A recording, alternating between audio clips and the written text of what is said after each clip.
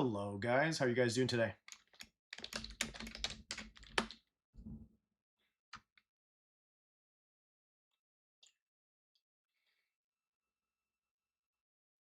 Hey. Are you able to hear me okay, by the way? I'm just doing an audio check as I usually do. What's going on, Gandhi?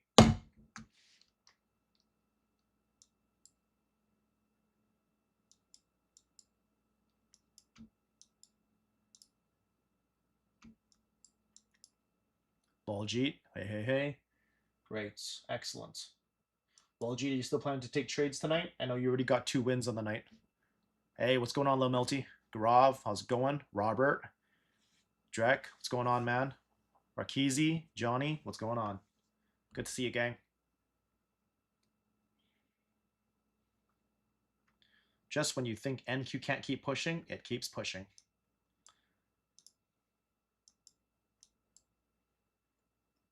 What's going on, Ammo? 3 wins, Baljeet. Way to kill it. Playing Arc Raiders. Arc Raiders. Is that a PC game or is that a console game? I haven't gamed in so long, man. I miss gaming, to be honest. I don't really have the time for it anymore, being a dad and all, but good times, man. Those are good times.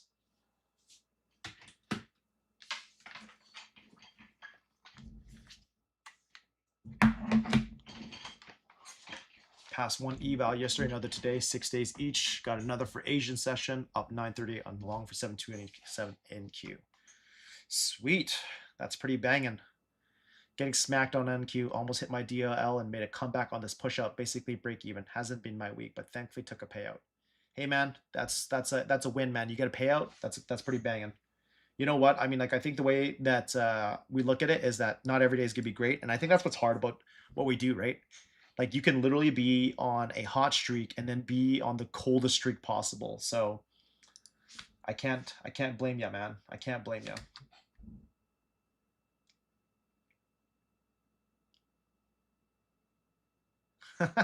What's going on, Yacht? I know that's probably how it feels. You know what's crazy about trading all-time highs is that like in hindsight, you just look at it and you're like, why didn't I just long? Like, why didn't I just long every single day? And honestly, to a certain point, there is obviously that level of simplicity to it.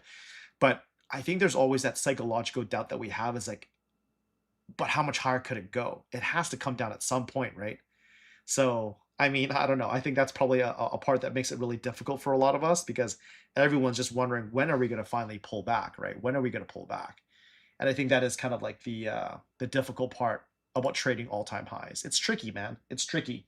That's why I don't blame if a lot of people have been moving over to trade gold. It makes a lot of sense to me because of the fact that like you at least have price history to trade with, so it makes sense, right? I'll put this in here as usual.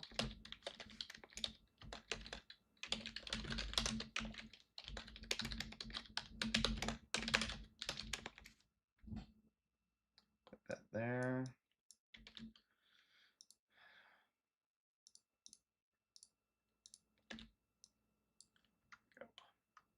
Both PC and Xbox.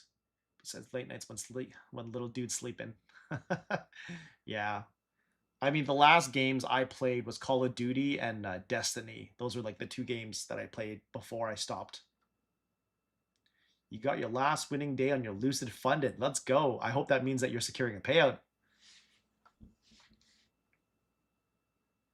Yeah, right on. 100%, man.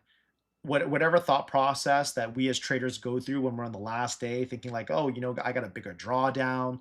Let's try to see if we can get more payout out of it. Nah, man, just secure the payout. I think you guys know my theme by now. Take the damn payout. Don't get greedy.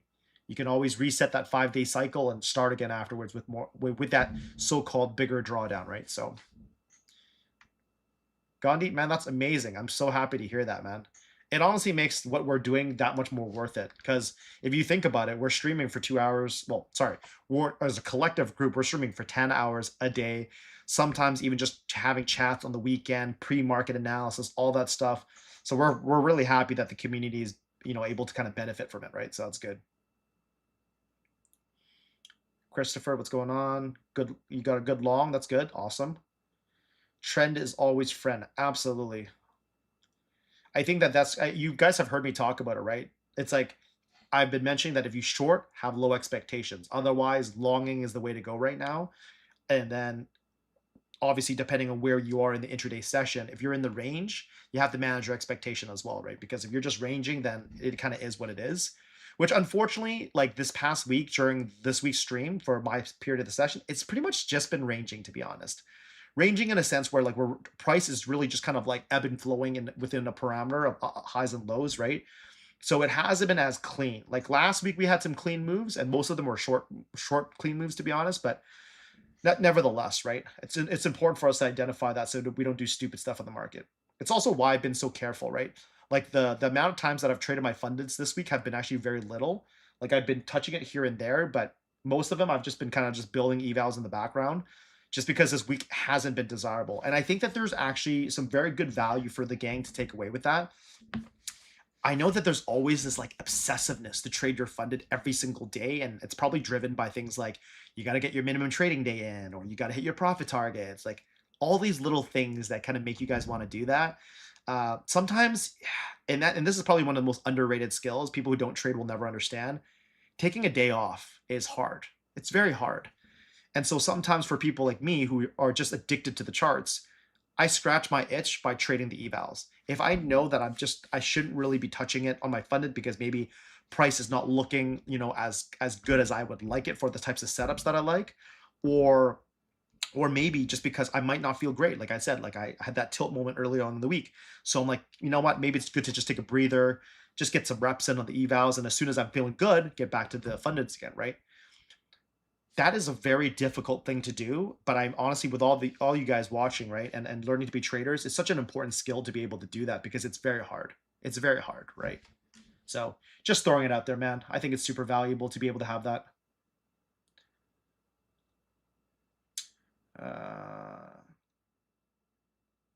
Yeah, Destiny. Yeah, I only played the first one. I never played Destiny 2. Morning, Chase and Trades. Oh no, Sanshin. Sorry to hear, man. That's rough. I guess the question for you, Sanchin, is: did you follow your rules, or did you overtrade? Did you break your rules? I mean, I think that's probably the most important thing to really take away from your trades. Even though blowing your fundeds really suck, I think taking that away is very important. Thanks, Robert. I appreciate it. Have you ever felt hesitation when trading multiple accounts? I don't know what was going on with me yesterday, but I couldn't press the button. I trade with 37 accounts. So I guess Chase and is it safe to assume when you say you're trading with 37 accounts, you are copy trading all 37? Assuming that you are doing that, I don't blame you for hesitating. So the reason why I'm able to kind of take my reps in the market on and off and be able to trade my evals or not my funded more often this week than my prior weeks is because I don't copy trade, right? I think if I was copy trading and I'm putting all my fundeds on the line every day, I mean, if you're hesitating, I don't blame you. This week has been a little tricky, to be honest. Like, has there been setups? Yeah, there have been setups. I don't think there's been a lot of A plus setups, but there's been setups.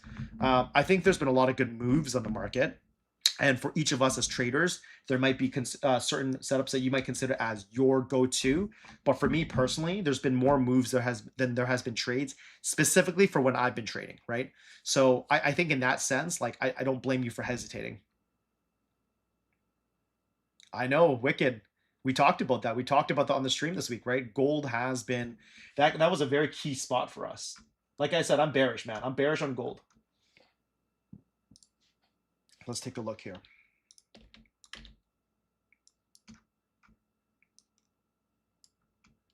Yeah. So we're kind of holding back beneath this again. I'd like to see, I mean, we're still above VWAP on gold, but I would very much like to see if we could hold beneath this channel for the night and maybe find an entry to take shorts to push lower. And tonight, depending on like which account that I take my trades on, who knows? I might trim for like 1R, 2R, and I might just hold the last contract and see how far it goes. We'll see. It depends if I'm trading my funded tonight or not, though. I'm still really deciding. We'll see what the market looks like.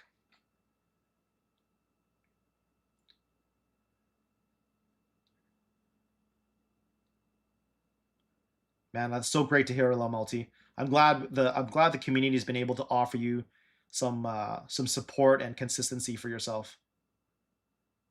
And yes, 100% take a day off. It's so tough, man. It's so tough. Comms trade, what's going on? 28,800 is rocket round 2. Is that what you're looking on for the NQ? Yeah, I mean, that is our all-time highs right now, which is why I have it. Well, sorry, that was not our all-time high. It was the all-time high before we broke the new all-time high. So I marked both of them just so that I had as a point of reference, but I also have a channel here just to keep an eye on this area. So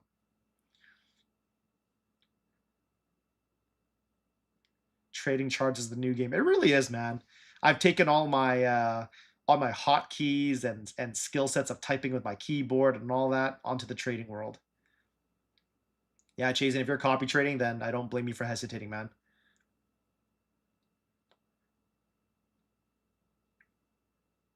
Yeah, Sanchin, I think that's a very common thing. I think many of you guys probably feel the same thing. So I just want to highlight that thing that Sanchin just mentioned here, which was that during the eval phase, he follows the MNQ series that I posted on my YouTube from before. And I know Sanchin's been a long-term follower of my journey, so he's actually seen me grow as a trader as well. And I'm just going to put that into chat here, the YouTube, just so that you guys have it available. So you can, if you guys want to watch the M&Q series, I definitely recommend it. But Sanchez making the comment that once he gets defunded, that's when taking losses become a little harder, and it's easier for him to just want to size up and try to make up those losses, right? I think over the course of time, the way that we should go is really in the inverse, right? Like if you like Sanchez, let's just assume that you've got a pretty good playbook and kind of locked in for yourself. Ideally, when you get to the funded, you should be probably sizing less than you would during your eval. Your eval is probably where you're going to be pushing a little bit harder just because you want to get to the funded phase. But once you're in the funded phase, it's like be consistent, trade the chart the way you would trade your evals, but obviously size in a way where you know that if you take a loss, you're not going to like spiral out of control, right? Hey, what up, Chris? I'm like counting the days for you to get yourself to that payout with that account we gave you. Not trying to jinx you or anything, but I'm hoping you get there, my man. Sanchin, I think that's what's hardest too, man, is that it's good to have those goals in the background with trying to get that payout. I understand it, I get it. But yeah, man, you got to leave that goal where it belongs, which is in the pre-market. Once you're in the market, it can't influence your trading at all in any way. I know, easier said than done, but I'm just stating the obvious there in that one. What's going on, Leo? Gang. Trading is a game, especially with prop firms, right? If you really think about it, you're getting rewarded in the form of payout when you're playing this game. Yeah, using minis on a 50K can be tough, man. You don't have a lot of drawdown. I mean, I still use minis, but it is very difficult. Like the risk is like it's why I don't recommend it. I always recommend people trade micros when you're trading a 50K funded. That's why I tell all the students all the time. Hey, what's going on, Jazza? Are you cautious of news or ride the wave? I think news can always be obviously accounted for in what we do, but I'm not all too crazy about it. Like generally for me, and I guess I should preface this is that trading news is not an edge of mine. I don't know how to like disseminate news in such a way where I know to position myself at the right time of the market. But what I will say is that if I do know that like certain kinds of news, economics, like high economic news or whatever it may be, then sometimes depending on how chart's moving, I'll kind of put two and two together and think, maybe we might range for a little bit and we might get the follow through after the news comes out. But I mean, we're pushing higher and higher, right? Like I think we're all focusing on those round numbers right now. Like 29,000 is going to be a very key spot we're obviously going to keep an eye on as price moves closer and closer to that. I personally wouldn't be surprised, and you guys probably heard me say this quite a few times. There's been a lot of failed breakouts that have been taking place. And so what I find I like to look for is that when we're in those key areas and we're getting those breakouts, I usually will almost always look for that fake out of the breakout. And that's mainly because when you break out of a very key psychological area, say like 29,000, there's probably a lot of positions up there, limit orders or sell orders, whatever that may be, waiting because everyone's expecting to get to that 29K mark. It's after that price digests that you try to see whether or not there's enough buyer sentiment to keep pushing, or whether or not it becomes a fake out and we get a decent pullback off that area. So if we do end up hitting 29,000 today in our session, or maybe going to the pre-market or the New York session. That's something that I personally would keep an eye on if I were you guys. I will be keeping an eye on the New York session actually for tomorrow, even though I won't be likely trading it because I'll be heading on a plane early on the morning, so I'll be up before the market even opens. So I'll probably be hopping on to Jake's stream tomorrow morning as well and see what's going on there. But just giving you guys my 2 cents on that, like that's probably what I would be looking for. And definitely drop a thumbs up, guys, for the stream. I'd love to really give away that 50K Lucid account today to the gang. If this is your first time hopping on the stream, welcome to Project 365. We do this 10 hours a day, pretty much every day in the week. So we're trying to provide some free game and free value to the community and get to know you guys, right? Chris had a B silver long last night. Just requested 6K payout so I don't blow it. Chris, is that payout on that account we gave you, or is that like a different account that you've got? Nevertheless, congratulations, Chris. Let's go, man. That's amazing. What amount do you keep as a buffer in your funded?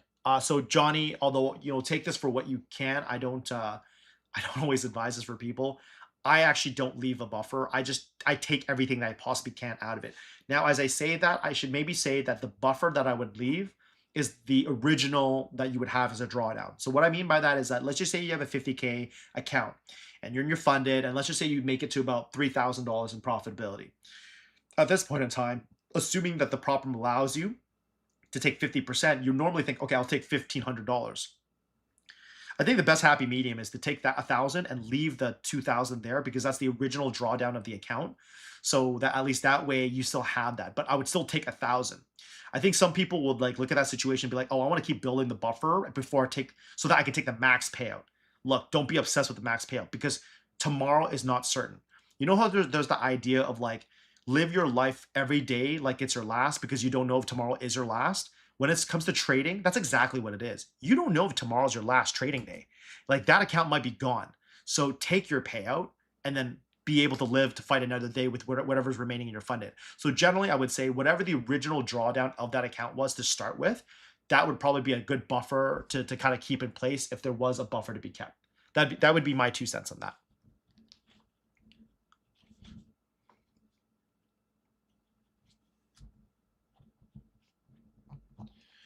I'm a huge breakout and continuation trader, so these fake outs have been hurting my mental capital quite a bit. See, Low Melty, you know what? I think what's important that you noted that was at least you acknowledge what your strategy is. And if you know that that's your strategy, and it just so happens that the market's been very indecisive with that type of setups that you take, sometimes in those moments, you either have to learn to size down or honestly learn to stay cash until you get a better confirmation on that, right? So just my 2 cents on that. Hey, what's going on, Night Owl? You working late again tonight? Or are you off? What's going on, SK? Yeah, I agree, man. Thumbs up. Chris, that's freaking amazing, man. Nevertheless, congrats, man. I really hope that you will continue to have success in this coming weeks here and have a killer May for yourself, man. Hey, what's going on, Gail? Good morning, Devon. Hey, what's going on, Eric? Pete, good to see you guys. Yeah, see, Chris agrees with me about taking that payout, man. That's important. I'm such a statistical guy. I can't help it. I can't help but say take your damn payout because, like, statistically speaking, why not, right? Like, why wouldn't you get your payout? Like, just doesn't make sense.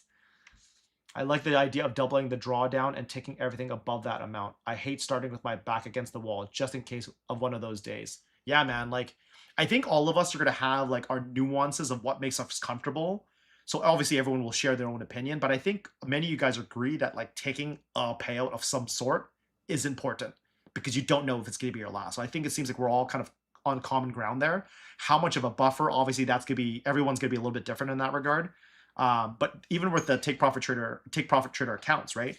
Like when I'm in the funded phase, yeah, a lot. What I've kind of learned to do is that when I get my account past the buffer point, the old me, and I say the old me because I'm saying the days when I was still kind of really figuring out my edge, I would try to throttle that take profit trader account, and even though like I'm funded already, I would try to push even more so that I could request for a payout. And I realized how arbitrary that was and how much of a detriment it took on my mentals. So a lot of times for me, if I get over that intraday buffer period, sometimes I'll just actually just lock up the account and move on to the next. Like I'll move on to the next funded or move on to another eval and I'll trade that instead. And the reason is honestly just mentals. It's so that I can ensure that I don't get too greedy pushing that funded account when I honestly probably might not shouldn't be doing that, right? So just again, my 2 cents on that. Oh, Night Owl, you're on a break. One of these days I'll come visit you. I'll come visit you at the cafe. I do enjoy Brecca, so. Hey, Wind Rider.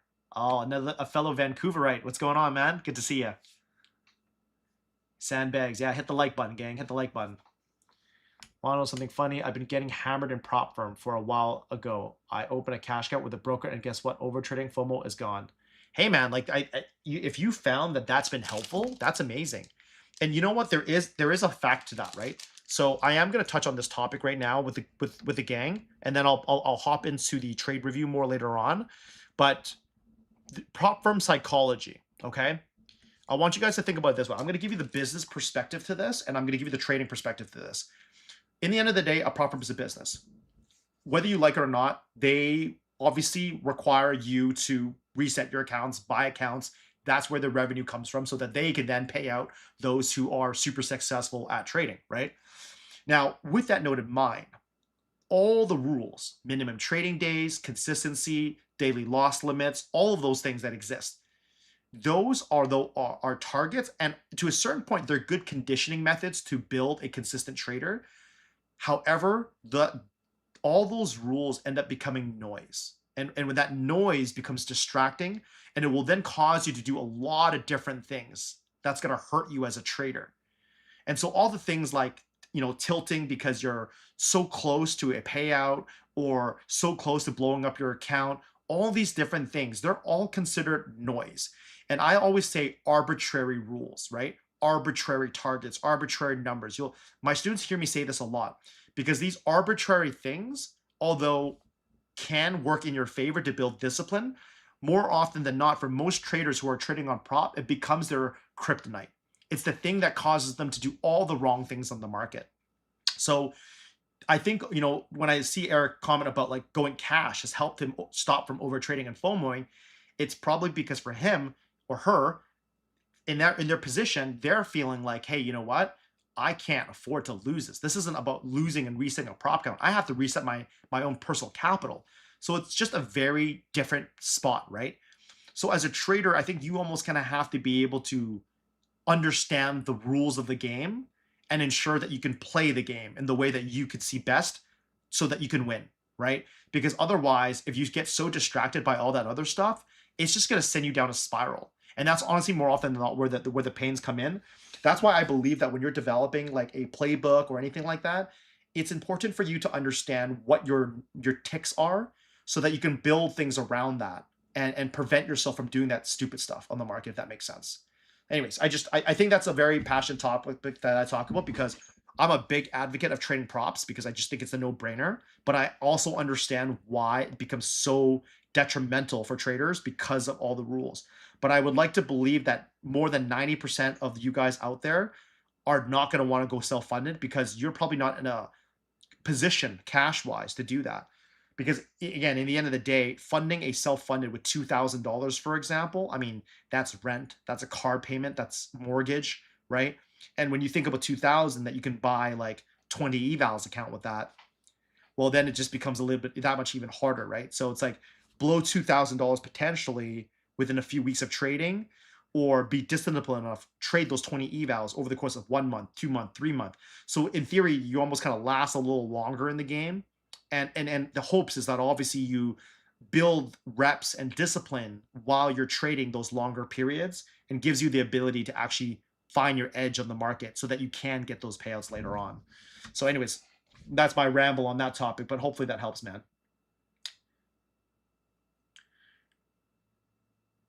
Got to keep the cash flow going. You know it, man. You know it. Entrepreneurs, they operate on a different level, man. We know that the path in business is not linear, right?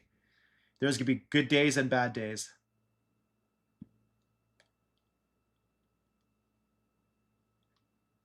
Night Owl from Brecca. There's a lot of things I like. I like some of the paninis that you guys have there. Some of your desserts are pretty good too. I mean, honestly, you guys have a nice variety. Depends on what I'm craving sometimes. You guys got good stuff. If anyone's from Vancouver and you guys have never tried Brecca Cafe is like it's a 24-hour cafe and it is a chain, but it's all corporately owned, so it's like it's not a franchise or anything like that. They're definitely worth a try. I know a lot of people who usually study at night usually go there to study and hang out or whatever that may be. Windrider. I'm glad, man. I'm glad. Hey, Jeremy. Good to see you, man. Passer lucid flex halfway. Let's get it, Sanchin. Yeah, a little melty. It's so true. You know, the problem is that it's as simple as just saving your credit card and just keep clicking away, right? Keegan, thanks for the sub, man. Yeah, man. If you guys haven't subscribed already, man, you're missing out. We're literally tuned in 10 hours of the day, so no matter what, we've got something that's going to be good to offer for you guys. All noise. I've been trying to block out the idea of the rules because I should be focusing on just trading properly and taking what the market gives me rather than I need my winning day. Absolutely, Lil Melty. I know easier said than done, but that's 100% the right way to go about it. Gonna be a long night, Pete. Well, I wish you the best, man. Yeah, 100% Lil Melty. Only had capital for ES and Q. Always strong is annoying. Yeah, I know it's tough. SK, just want to say your live stream is golden. So much knowledge and sharing and advice given to traders for free. As a novice trader, I appreciate your passion and love for teaching. Keep up the good work. Thanks, man. I appreciate it. And that's why I always say, man, thumbs up, subscribe, share.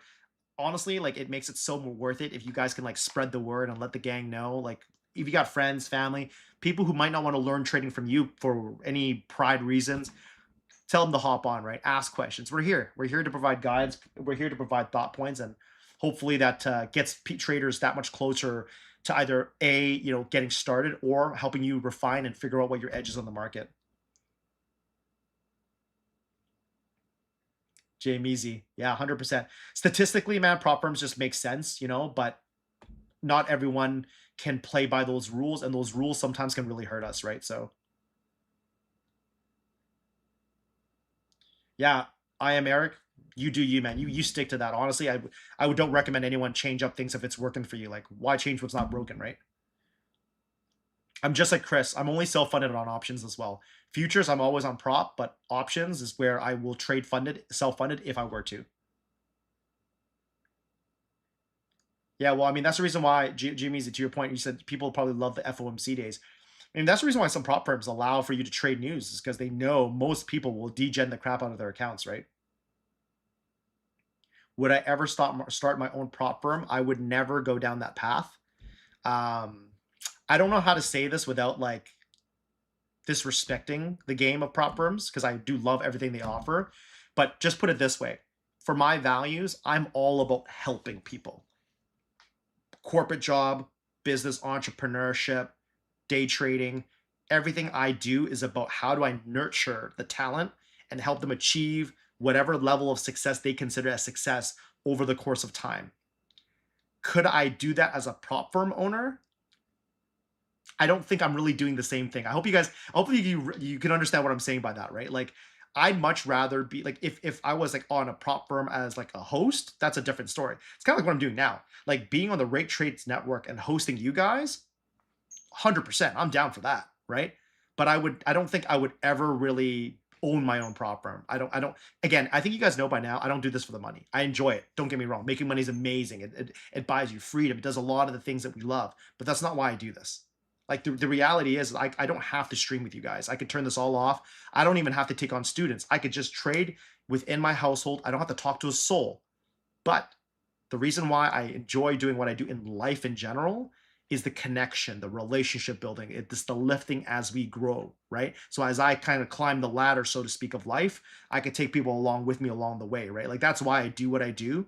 So if money was everything, I mean, the reality is I wouldn't really be talking to people at all. I'd just be doing my own thing. I'd make my own money, right? But this is just different. This is just different. Hopefully that answers your question about if I would ever start a prop firm. Brendan, are we at the start of a massive bull run with all these AI stocks popping off? You know what's really interesting is that I think no matter what, we are going to be due for a pretty big pullback when it happens. I mean, I think Ron has kind of talked about this a little bit on Instagram and as well on the streams. We can't predict it. All we can do is when the move happens, we just need to see whether or not we have an entry that fits our playbook. That's all we could do. really, to be honest. Because otherwise, if you try predicting every move, you're just gonna get slapped sideways. For now, I'm bullish all the way. I'm bullish on the NQ.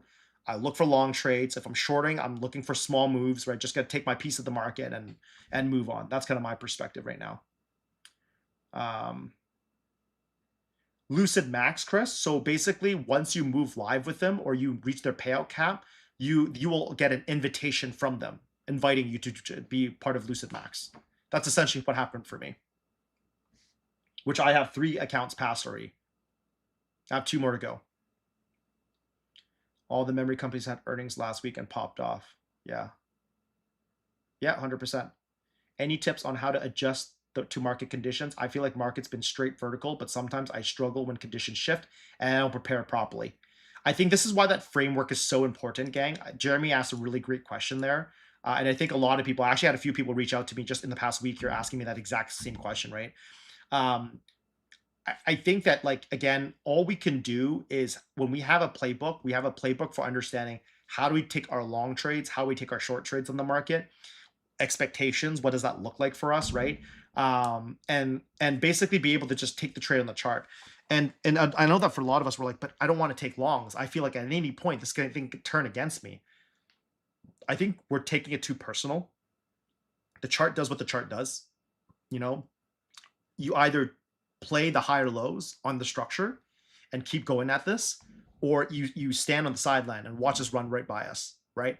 I know a lot of traders in the past few weeks have been getting wrecked trying to fight this trend because for 5 to 6 weeks it's done nothing but just move up. So I can understand if you guys are struggling, but I think for me it's like it's this expectation management is what it comes down to, right? Just recognizing that, is this a market condition I want to trade? And like that the beautiful thing about futures is you don't have to trade the NQ. You don't. Yes, I primarily trade the NQ, but you don't have to. You can always pivot to gold. If this isn't working out for you, man, switch over. Switch over to something else that has historical price action that you can trade, right? So, anyways, my 2 cents on that one, Jeremy. What is one of the most critical things you look for in entering a trade? So amazing, man. Man, I feel like I'm being redundant, and when I say this, I feel like I say redundant because I feel like I've said this before, but it's so hard to explain because you just got to understand. Like, I just finished my day 4 of my class portion of my mentorship with my students, which I do for my old and new students as well, and I spent 8 hours doing that for the past 2 weeks. But if I were to really dial that down, Rudy, to like just like a few like high level bullet notes, it's in the end of the day, I'm looking at structure, right? I'm looking at whether we're trending or ranging. I'll trade either way, right? I'll let the bar by bar tell me larger time frames, smaller time frames, multi time frame analysis, right? And other than that, sometimes I like to leverage my EMAs to provide me a little bit of conviction before I take those trades.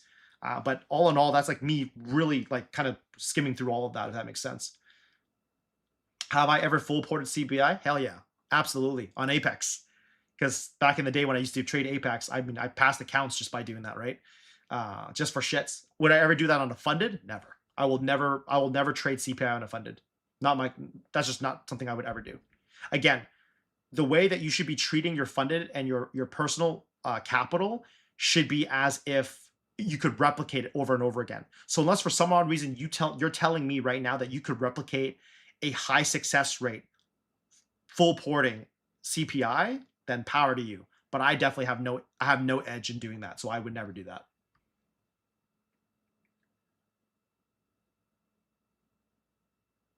Yeah, JTP. Well, thanks, man. Thanks for spreading the word. Yeah, I know it's kind of hard. I mean, you can lead a horse to the well, but you can't force him to drink the water, right? So I appreciate you just for sharing the love, man. Thanks, Jeremy. I appreciate it. I've been my values and moral compass has been like this for as long as I can remember. It's been my early days of my life formed me to who I am today. So if I could change one thing about the prop firms, what would it be? Flexible rules, better drawdown ratios. I mean, again, thinking as a trader and not as a prop firm owner, obviously, right? Like, what would I want? Again, I don't copy trade, so I don't really care about any of that stuff either, like the multiple accounts and yada yada yada. For me, if you could just give me an account with as little rules as possible and with as high of a drawdown to profit target ratio, that's all I can ask for. I can't ask for any more than that.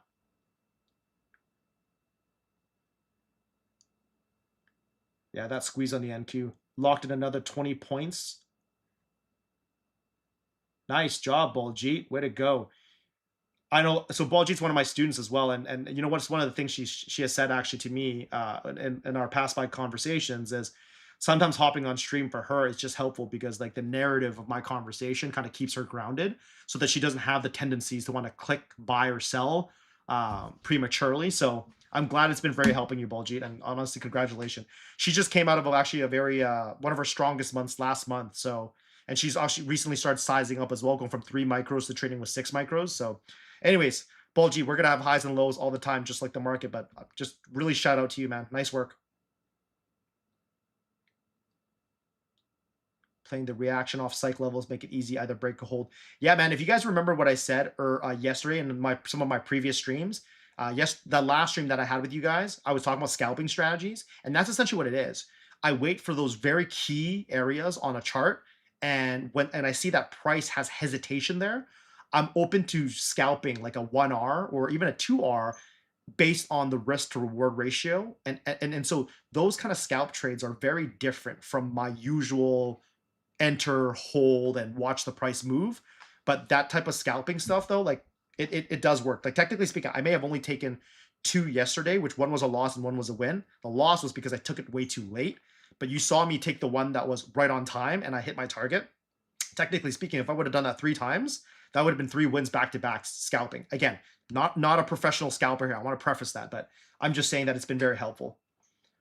I fully follow Jake's strategy and I just wait for potential lower highs or high lows and even playing reversals. I feel like most people want to catch exact top or bottom without waiting for confidence. Yeah, you're 100% right, Jake. Like the obsession with catching the top. Actually, one of the people in the chat asked me this question a few weeks back. I think was like, do you try to focus on being a sniper on the market? No, I don't. When you catch it, it feels unreal, but that's not why we're doing what we're doing. We have the privilege to trade the markets. I don't know if you guys have ever said this, but I used to say this a lot to a lot of people. The markets is a visual representation of the human emotion. And so there's going to be highs and lows. And for us to just simply have the privilege to ride that wave is all we're asking for. We're just looking to get a piece of it, right? Everyone is up there trying to catch the largest whale in the sea, when in reality, it's like, you know what? If I can just get a fish every single day, I'm feeding myself. Some people some people are skilled at catching that so-called proverbial whale, and it's amazing when they do it because the example of metaphor, that whale will feed you for weeks, right?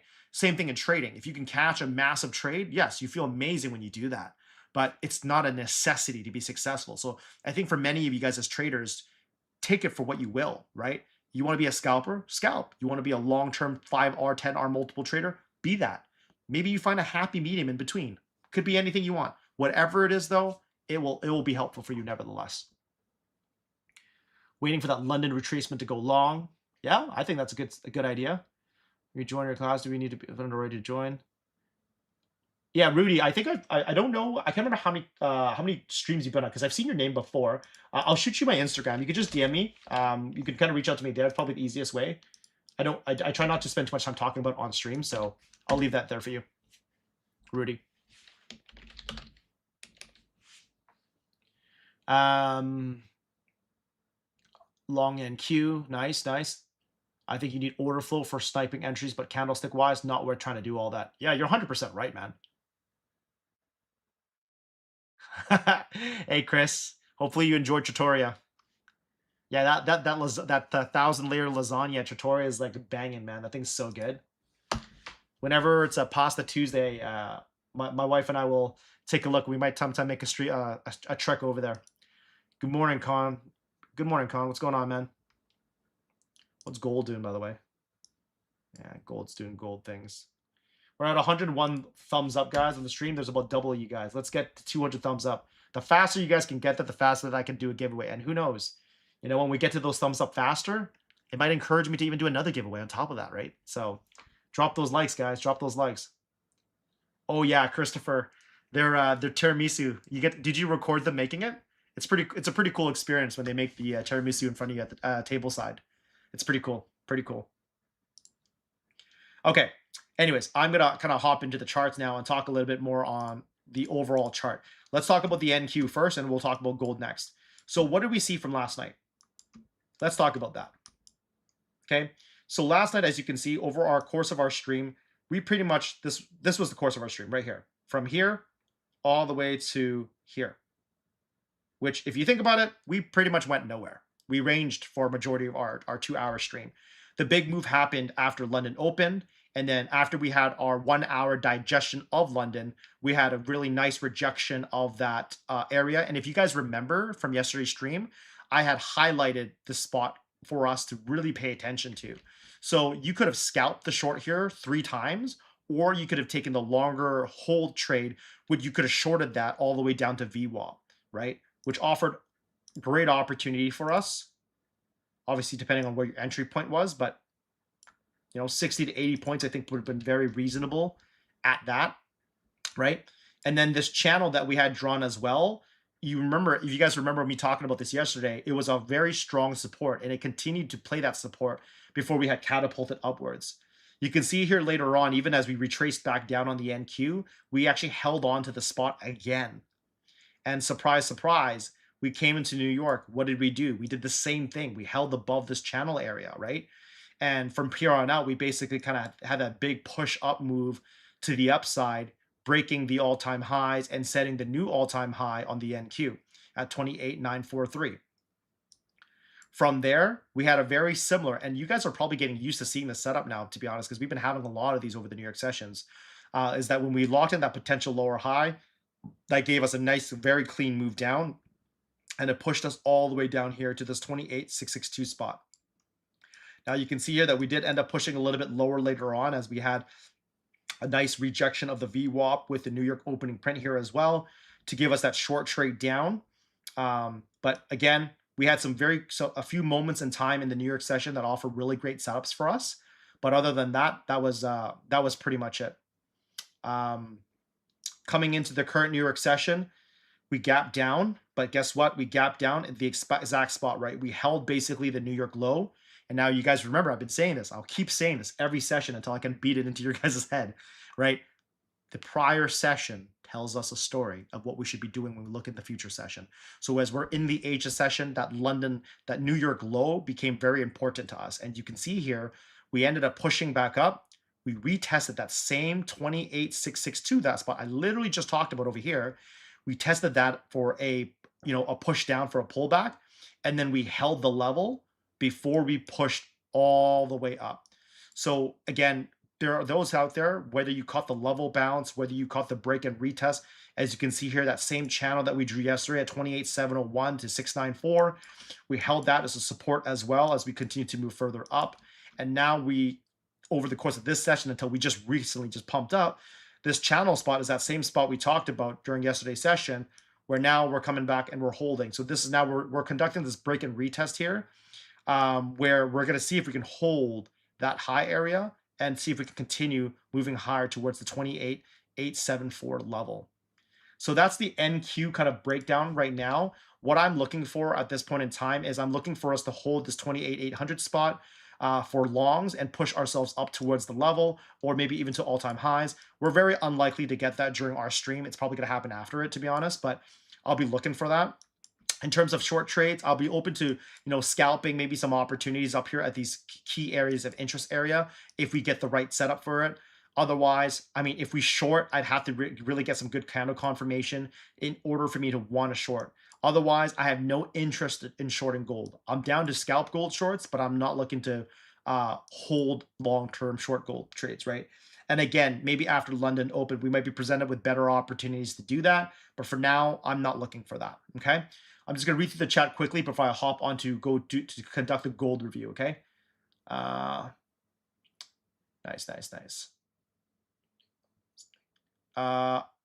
So I am on the Rake Trades Network YouTube channel, but my YouTube channel specifically is something else. If you want to hit up my Discord, my personal Discord, you think I remembered my own Discord. You know what? Just reach out to me on Instagram. That's probably easier. Reach out to me on Instagram, and I will give you my Discord there. Probably a better idea, to be honest, to do that. So Kaplov, there's my Instagram. Just DM me there, man. How do you enter giveaway? Later on, once we have the 200 thumbs up, we will do the giveaway. I'm doing it the manual way because Ron and I still need to hop on a call to figure out how I can sync the Streamlabs bot to my YouTube. I haven't been able to figure that out for some reason. So, how will you exit a trade if NQ makes all-time high again? To be honest, you have a choice. You either have a predetermined price target, MobX, or you're just going to continue to hover the higher lows and move your stop loss up. Those are pretty much your only two options, because that or your psychology numbers. What time does London open for us? I thought it was 12 a.m. PST. Yes, you're right, Maples. For us in the West Coast in PST, it is midnight when the London opens. What do you think about gold right now? Oh, I'll get to gold, Rocky. Don't you worry.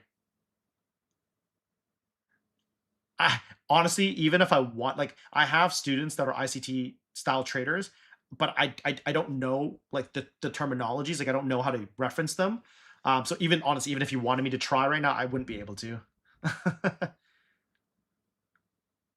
Am I in a trade? No, I'm not. I'm just we're chatting right now. I'm just answering questions from the gang and the community as they're coming through. So with that, I'm gonna hop into gold now. Let's talk about this next trade thesis here. Um, what's going on, Cameo? Okay, so gold. You guys already know me. I know we had a big move up yesterday. And you know what? That just means that I didn't really have a lot of opportunity to trade gold. I'm still bearish on gold. Now, let's take a look at the daily time frames on what gold looks like right now, because I know we are pushing up. So I don't want to fight the trend. You can see right now already we had put in like a fail to go higher. Still a bullish candle, but we did put one in on the daily. Right now we'd gapped down and we're pushing on up again. What I'm really watching for from gold is I'm looking for us to hold beneath this channel area that I had drawn, and really looking to see if we can find a sharp gold entry for shorts here. And that's just looking at the larger time frames is kind of what I'm looking at right now.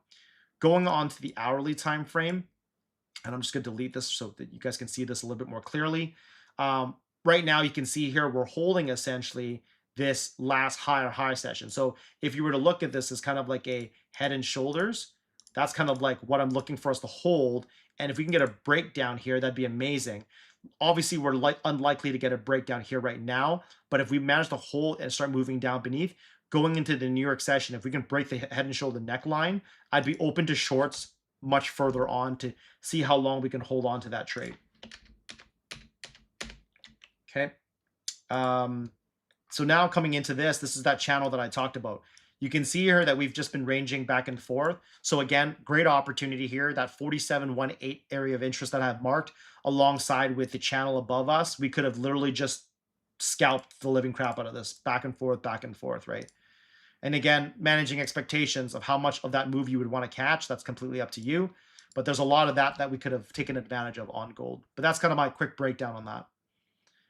Feels great having the same analysis. I'm long at 793, aiming for 875 level. Let's go, Fabian. Let's make that happen, man.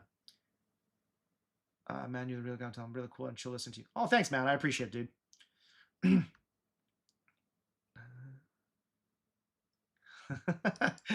Hey, man, you know what? The thing, Jim Easy, is that like everyone has their style. It's hard for me to like ever have a prejudgment on that, because like there are some crazy ICT traders out there. I mean, if you think about it, some of the biggest pop from payout guys are ICT traders as well, right? So I think that everyone's gonna have their strategy. I mean, I've got students that trade ICT. I've got that trade the smart money concepts, right? I got students who just literally trade the orb strategy. There's so many different kinds. The way I look is, look, if you can be consistent, man, who am I to tell you what style works the best? What is that white line level? It's my area of interest. So I mark things out in the forms of like levels, opening prints, channels, all that type of stuff. And they all mean something for me.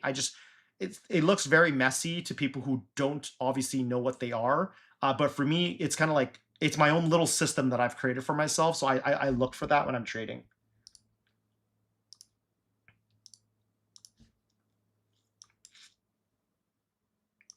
How many thumbs up do we got right now, gang? 127. We still need more, guys. We need more. I'm going to keep the gold chart up here.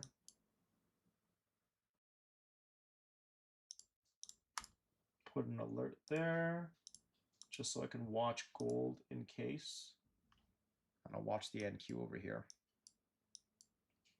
So this right here, you can see this is a good example of like a hold.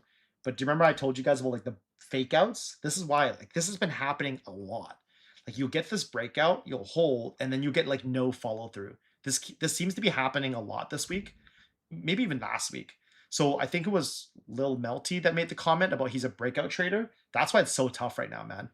It's tough. Like I wouldn't even want to long this right now, right? Because of the way that these candles are forming. Like I wouldn't feel safe, is what I should say.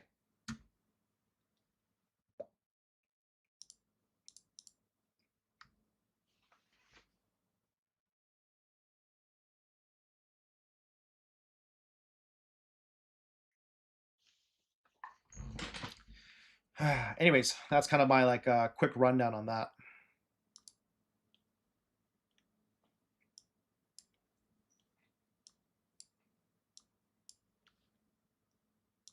Man, it sounds like most of you guys are right now are in NQ gold right now, is what it sounds like. I haven't taken a look at other stuff yet. RTY, silver, oil.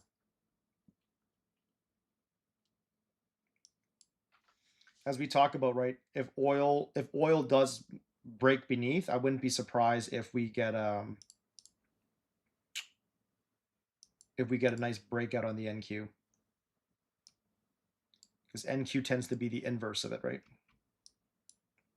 So gold right now, see that again? That reaction to that channel again.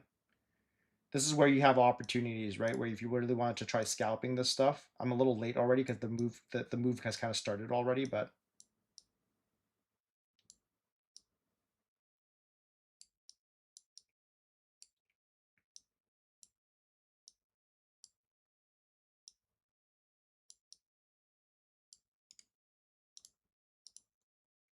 that would be like a scalp right there. What's my go-to prop firm right now? Really, it's just Take Profit Trader. And what else? I don't know. I'm drawing a blank right now. And Lucid with the Lucid Max. That's pretty much it. I can't really trade with anyone. I still have my top step accounts. I just don't really trade them as much anymore, especially with the rule changes. So like if I'm gonna prioritize which props to trade, I'm gonna trade Take Profit. It just makes sense for me. But I'm waiting for other prop firms as well. Like as other different prop firms open up. Like I've been thinking really about taking what should I call it? Funded next.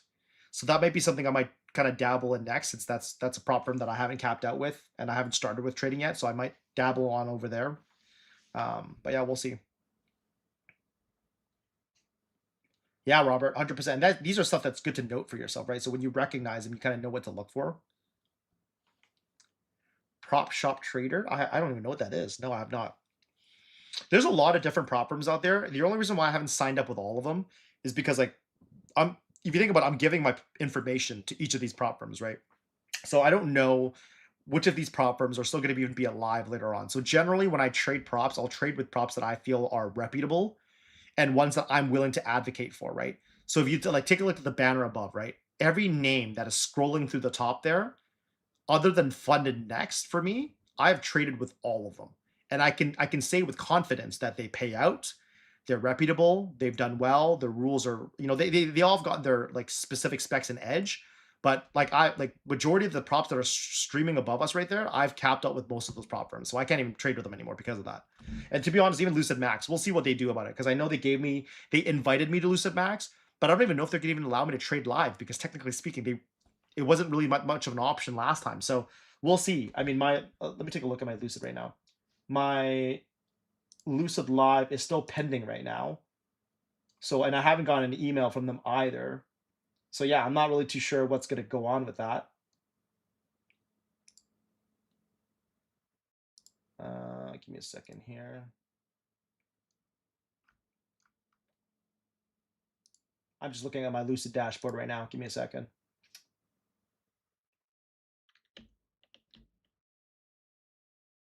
Yeah. Yeah. I don't know. We'll see.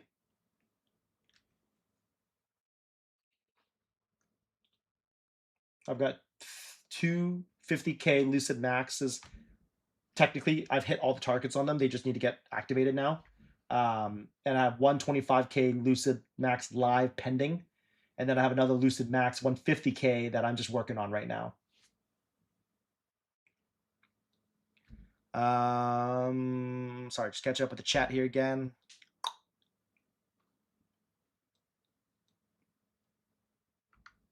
So that question about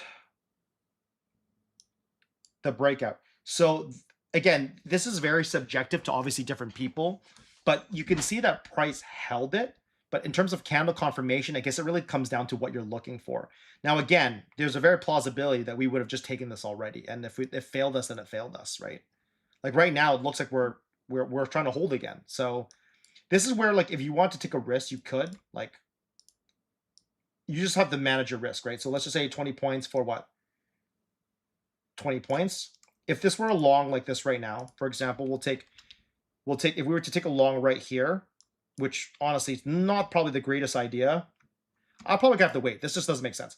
So I won't take this long because right now we are still holding beneath this channel. So it doesn't make a whole lot of sense for me to take it. But if I were to take it, I'll probably trim for 1 hour and then I'll let the other one run.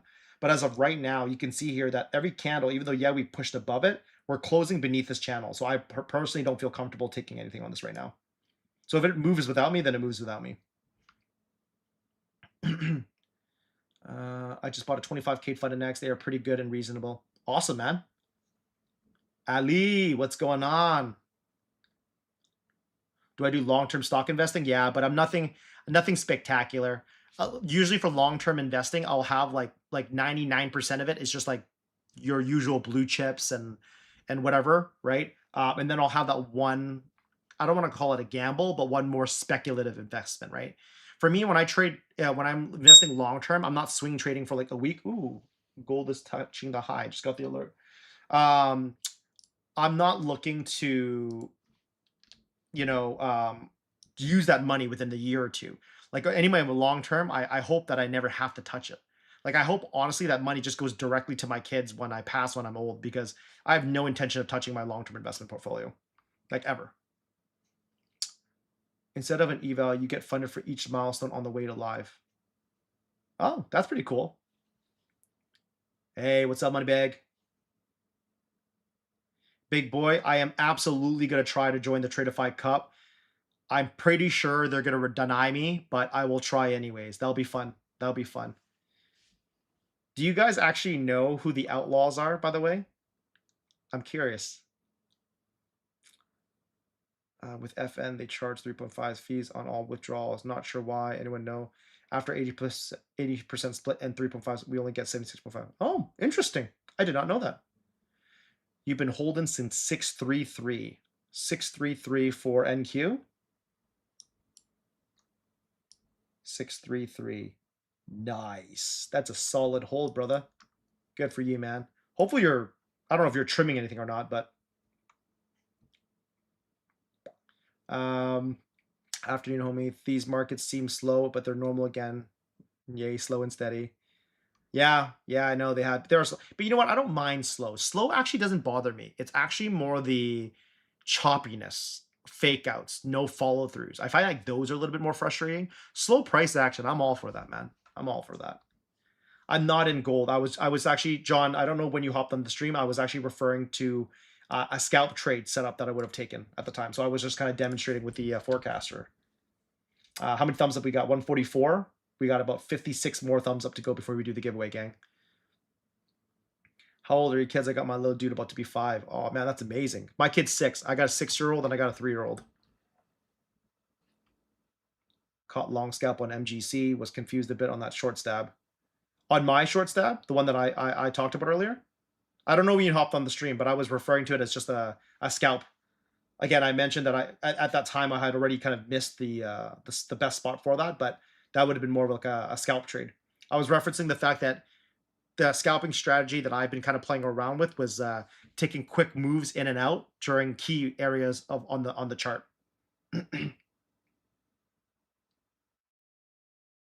Between ES and SPX, one of them is guaranteed to test a psych level. Then I just trade NQ off those spots. Hey, that works too, man. That works too.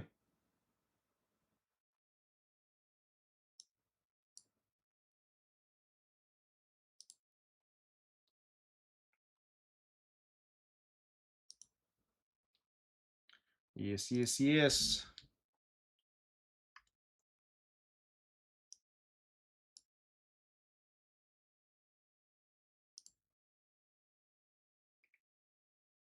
Thumbs up, peeps. Thumbs up. Yeah, this channel, eh? It's just no bueno. Just holding beneath.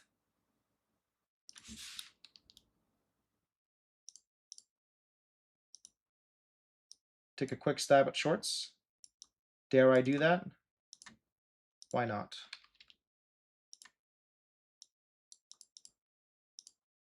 Oh, I missed my entry already. Never mind. I'm too slow. I was too slow on that. So that, by the way, guys, that's a perfect example of a trade I wanted, but I was too slow to get in. And for me, it's because I didn't have my hot thing. Boom, target hit. That would have been a target hit already right there. This would have been an example of where I didn't have this thing set up in time, so I didn't enter it. But that would have been a nice, quick, short trade to the downside there. Nice 15 points. So that you saw that earlier, I was about to do 2 minis. That would have been $600 just like that. I think you guys have seen this quite a few times too. Like whenever I'm like taking 1 hour trades on our streams, when they work, they're pretty quick. They're usually within 2 to 4 minutes. They don't take long to happen.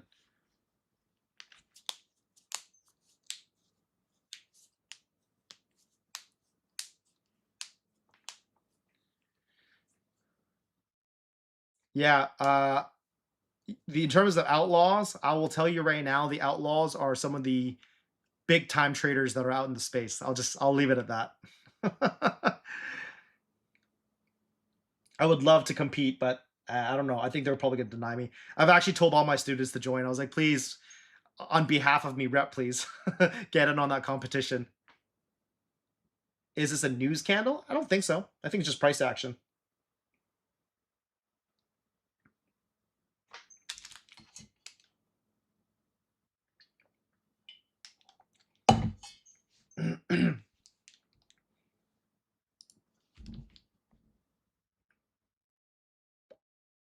We need 51 more likes, gang. 51 more likes. Oh, wow. Looked like that gold short scalp trade really worked out. Yeesh. Look at that. Oh, you were referring to gold, Tony, when you made that comment. I thought you were talking about NQ earlier. So, you guys heard me say this earlier. Range, baby. Range. Would have been a nice short trade there.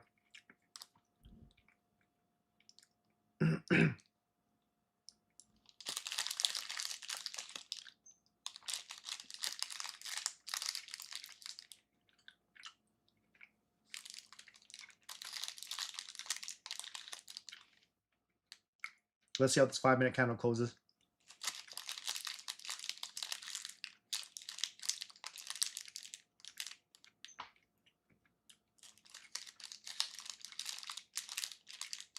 If we can get like a nice 5-minute bar close above that like 28, say 816 area, I might take a stab at longs.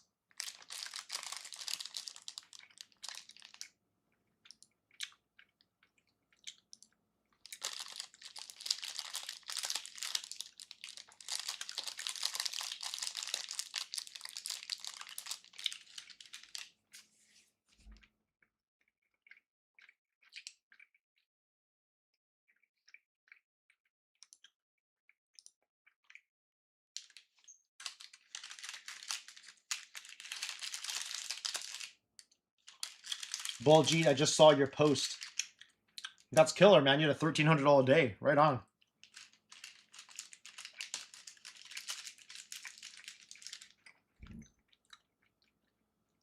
Brandon, I don't know if I would really consider this a reverse on NQ. It's more like a pullback.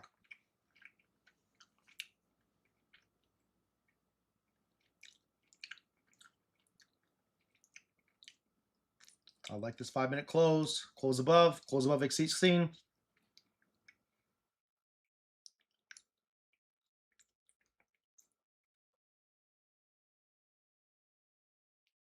Nice job, Rain Miller. Way to go, man. That's awesome. Have I ever traded with the 15 or 30-second chart? No, that sounds very stressful, my guy. We still did not close above where I wanted to close, so I'm gonna wait.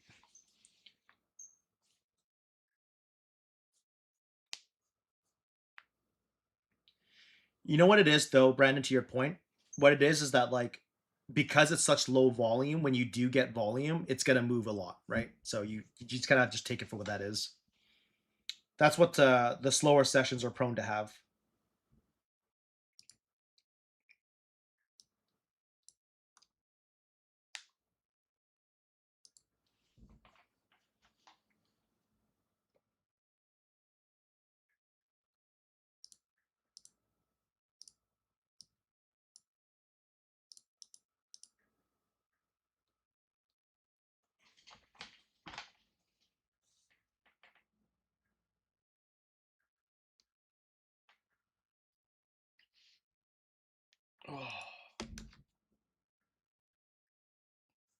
All right, we need about what? 42? 42 more thumbs up. We'll do the giveaway, gang.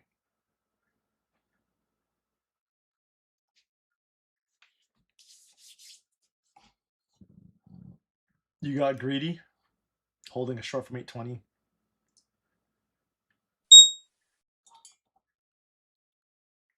I've been holding this long, going on 2.5 hours. There seems to be a long or short hold trend coming into your session lately. Yeah, yeah, there has been. Oh, there's the move. I just got a first trigger on oil as well. Looks like oil just cracked my first trigger alert. So maybe we might actually get follow through here.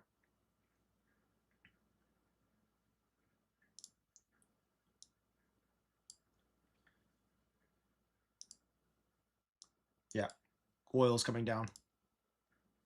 What's gold doing? Gold's still pushing up. Yep, yes it is. Let's see.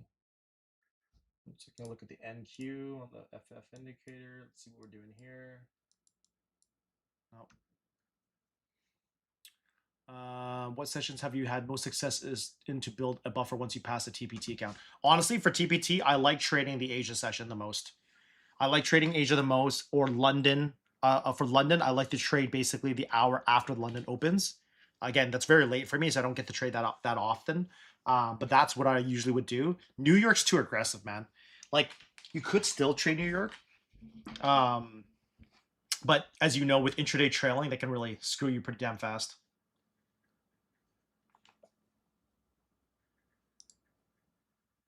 Interesting.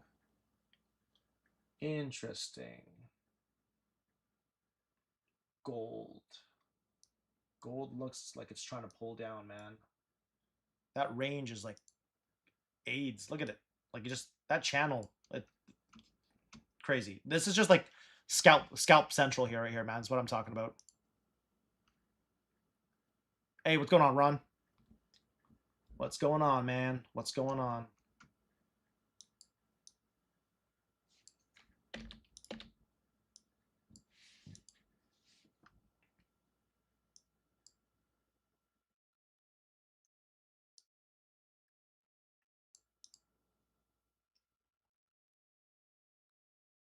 Just in time. Hey, Vincent, what's going on, man?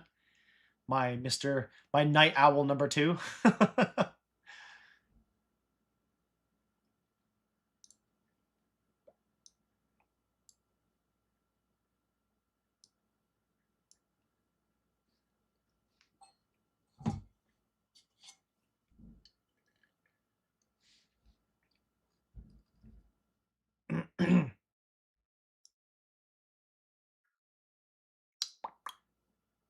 Like the stream, gang.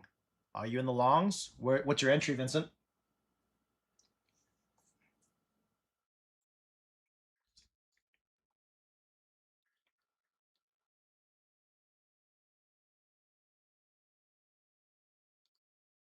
I want to short gold so bad, but that's just the emotional side of me talking.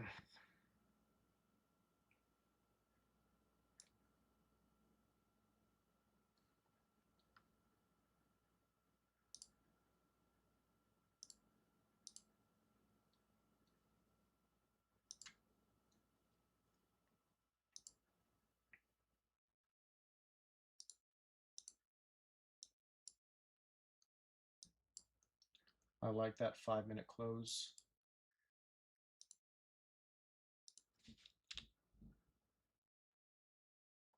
Now we just need follow through.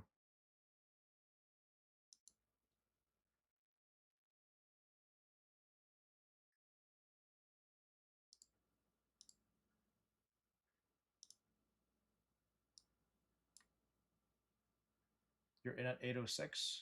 Okay.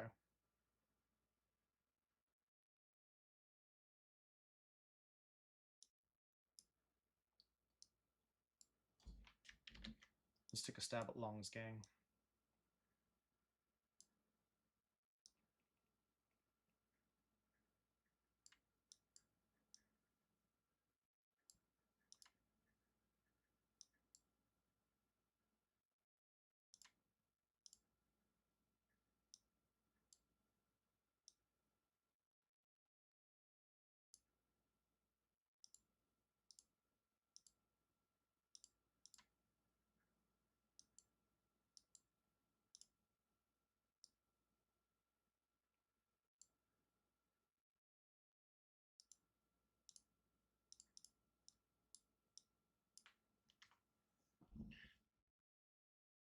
In terms of why I want to short gold, we've just been holding in that range. Like, hold on 1 second. I just want to set my alerts here so that I know what's happening.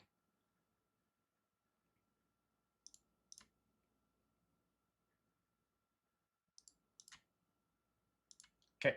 So like for gold, we are just holding underneath this channel. Oops, that's not gold. That's ES. We're just really holding strong beneath this area right now. And I've been bearish on this chart for a while. So the way that we're holding this prior support area, and this was like these were interests, these are spot of interest that I've had in my chart for this all week already, right? So the fact that we're just failing to break it is just making me feel like, we're gonna get a push down. The problem right now is that the bars and the way that they're forming, it's just so tricky. Like I don't feel good. Like I don't feel good about it right now. I think that's kind of like the big reason why I haven't done anything, is because I feel like if I enter now, I can get, it's just gonna spike me out. Like it's just gonna be a fake out or whatever it may be. So I'm personally just not feeling good about the setup right now. That's the reason why I haven't taken anything on it yet. That's my main reason. Hey man, I'm coming back to trading on Monday after taking a 2-week break. I basically lost all the money I had made trading in a span of a month. What advice would you give me going forward? Slow and steady. Slow and steady, my friend. Are you trading futures prop from Silverback?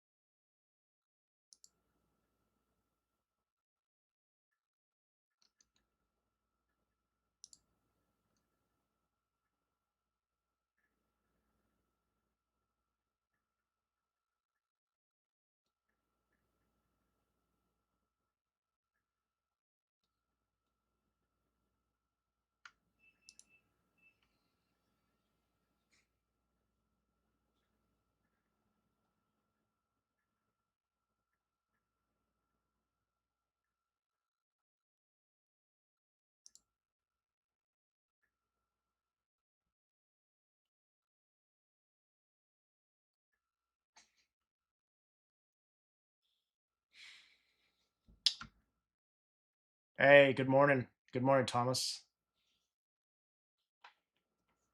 Why wouldn't they allow you to trade in the competition?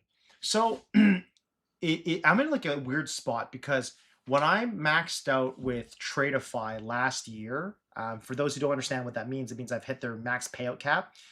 When I hit the $100,000 mark there, at the time you would normally just move live, but because I can't move live, as many of you guys already know, I basically just stopped trading. Like I couldn't trade with them anymore.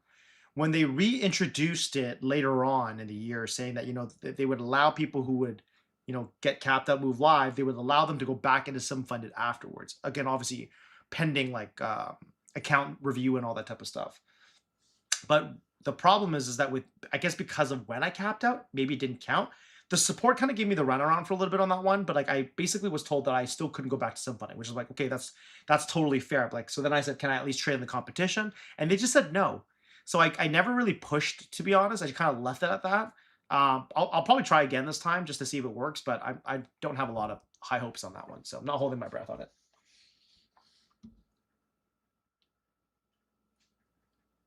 I used all my prop firm profits to start my own account.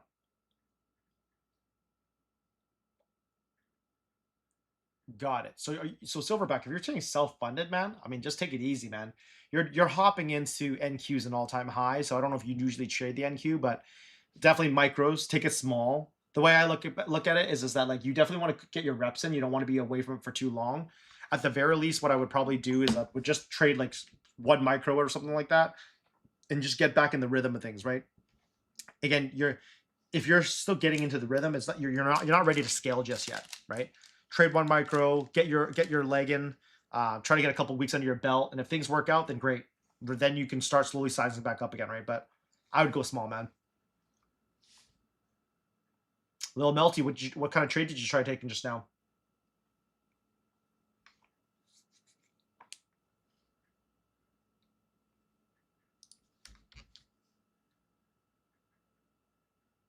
What was my fill on the long? 28,823.25.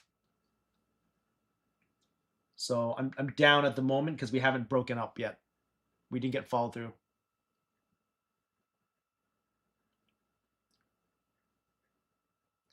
Before you even take a trade, and this is just my opinion, but go through your trades to find your high probability steps and be so patient to with the trades that you were taking that force you to get. Yeah, 100%, man. Oh, you took a tight stop on long. Got it. Do you normally put tight stops on your trades, Lil Melty? Is that common for you?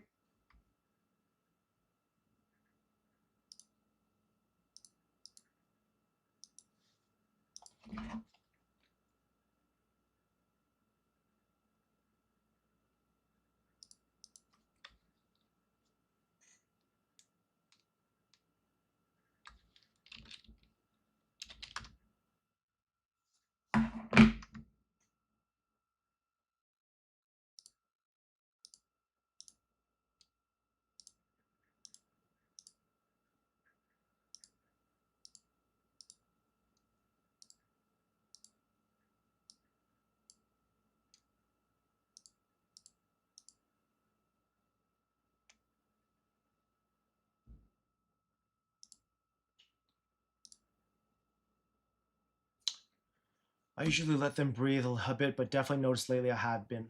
Mm. It's good. It's good. Good back test the note for yourself, right? Yeah, take it easy, Silverback. Don't rush into it, man. Mindset of abundance, right, gang? Market's always going to be here. You've got nothing to worry about.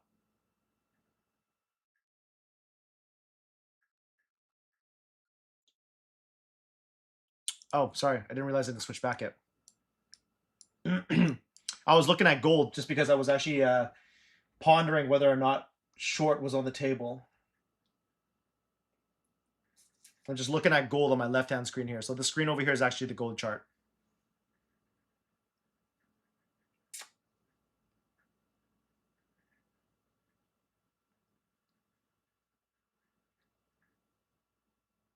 Hey, good morning, Peach. What's going on?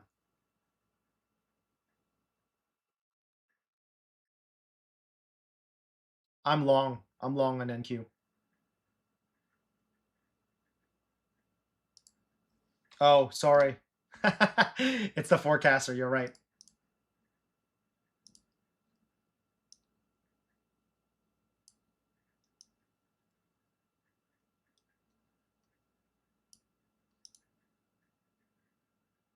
I think we're going long, but I need to fill up the 5-minute wick. It just printed. Yep. You're long on NQ. Yep. Oh yeah, I know. It was just the forecaster tool. I entered using my hotkey. That's why.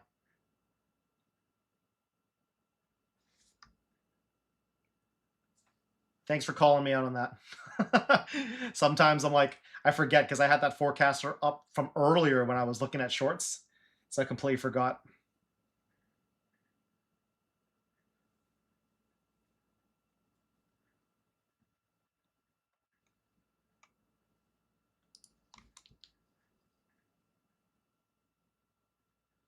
16 more thumbs up and we'll do the 50K giveaway, gang.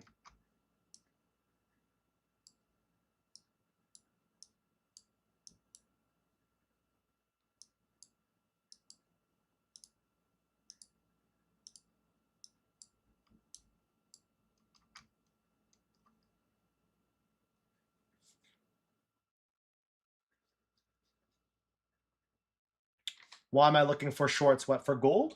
Is that your question for Uncle Hoodie?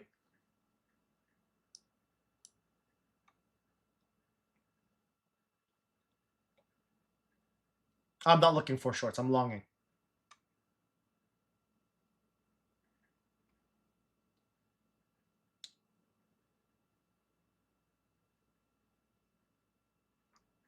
Which I'm starting to think that maybe I should move my stop to the bottom of the wick.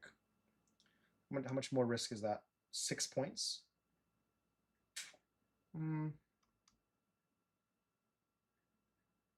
That gold, man. I'm still getting short vibes here.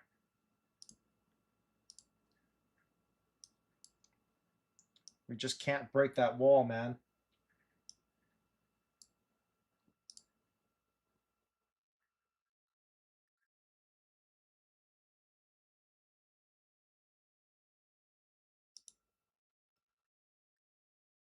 I'm going to show you guys the FF indicator quickly, and you'll kind of understand why as well.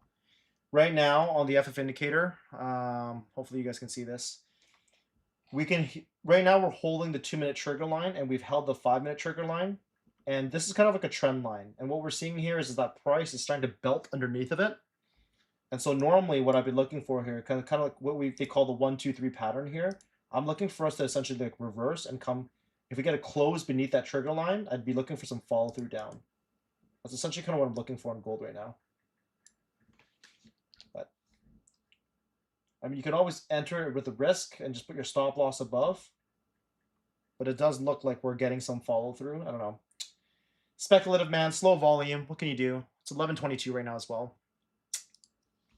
Sorry. You guys missed the chat. Hey, what's going on, Adam? Good to see you, man. I'm thinking of quitting day trading while I'm still at break even. I've been on a losing streak for the past 3 weeks, and it's starting to affect my mood and physical health. Honestly, man, yeah, if you need to take a step away, take a step away. I think quitting is one thing, and taking a break is another.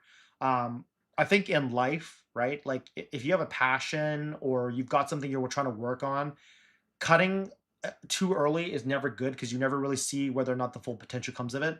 Don't get me wrong, I'm all for failing fast. Like I agree. I think that sometimes you have to recognize, and I say this in business, right? You have to recognize when your business is a dead business, and you just why burn more capital when you don't need to. That there's always that. But in terms of like otherwise though, I don't know how long you've been trading for in general. Like it might be a good idea to maybe just take a break. Just take a break, maybe come back at it a little bit later on. But I don't know. That would be my 2 cents on it, though. I feel like trading is just one of those skill sets that are just, it's such a life-changing skill set if you can get it, right? And I obviously, big word is if, right? So I don't know. I guess that's my kind of my 2 cents on that. To avoid having 3 charts up with a different time frame, TradingView has an indicator that allows you to see up to 6 time frames on the one chart. It's called ICT HTF if you want to peep it out sometime. Yeah, I actually have some guys that actually use that already. I'm used to this. I prefer this, to be honest. Just in terms of how I can view the chart. I find that the other way would be very difficult for me because I also have different things marked up on different time frames. So that's the reason why I like having all of them up. But I appreciate it, man. I appreciate it. Am I gonna teach my kids how to trade? If they have an interest, sure. I'm never gonna push anything upon them. Like I'll let them decide on their own, right? If they don't want to, they don't have to. Their choice. I'm not that typical Asian where I'm forcing my future upon them. I'll let them decide. I joined the Ninja Trader Challenge Arena. Nice. Good luck, Justa. Good luck. I need to win the giveaway today. I'd love another eval on my plate. How many do you want to juggle, my man?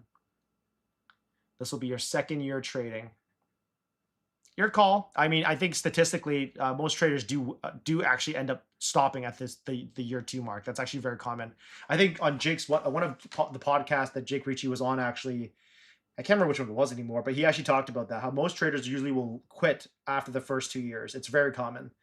So, I mean, if you don't have a passion for this, right, and you're like, you know what, it's honestly affecting your ability to be a good I don't know what your life current situation is, right? But maybe it's affecting your ability to be a good partner or good son or a father or whatever that may be or anything like that, right?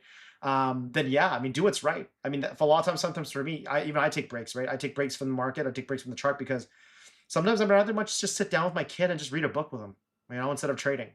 So just yeah, man, to each their own for sure. And Moneybag even made the comment. It took him 5 years to get to where he is even right now. It's tough, man. Hey, JTP, way to go, man. Nice work. Yeah, 100%. Jimmy's he's dropping some facts there on that one.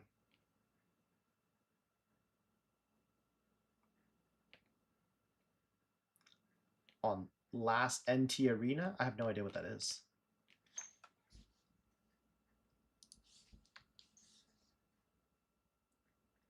We need 5 more thumbs up, guys. 5 more thumbs up to do the giveaway, gang. I think we can make that happen. And just so you guys can see as well, you can see here that we're still holding beneath that trend line. That's what I'm talking about. If it breaks out, it might be a sharp one, but that's why I kept wanting to short gold.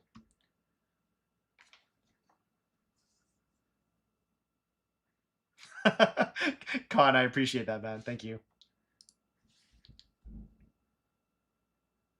We need 2 more thumbs up on the stream. Not the chat, guys. The stream.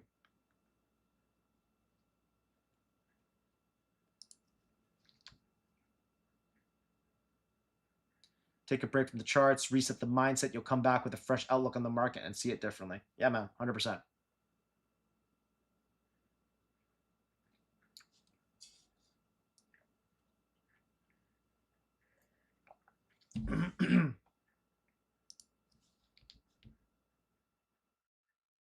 All right. We're at 200 thumbs up now. Way to go. I am going to do this the old school way, gang, because I don't have the bot ready. So I like how Baljeet's already ahead of it right now. She's like, oh, I'm going to start putting W's in the chat now. Taking a break, definitely a good option at this point. Oh, wow. You guys are on this already. Look at you guys go. Okay. Yeah. W's in the chat, guys. W's in the chat. Okay. Thumbs up. Thumbs up on the stream, guys. Thumbs up on the stream. Drop W's in the chat. We're going to pick a name at random here. This is for 50K Lucid Eval, guys. 50K Lucid Eval. Let's go, guys. Let's go. We're going to do this for about a minute. We're going to do this for about a minute. I know it's going to be hard for you because you're typing the W for the next minute here, but I want to give enough time for everyone to partake in this. Oil just dropped and broke another support line, and now we're getting this breakout on the NQ. So let's get this move. Let's get this move up. All right, we got about 30 seconds left. Let's do this giveaway, gang.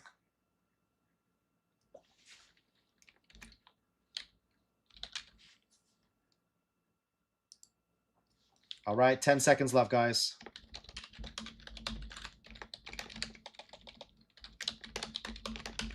All right, we got our winner now. We got our winner. No need to spam the chat anymore. We got our winner. Stop spamming the chat. We got our winner already. Stop spamming the chat. Ali, man, you're on that, man. All right, congratulations to Julius Jacro. Congratulations, you are the winner of this giveaway.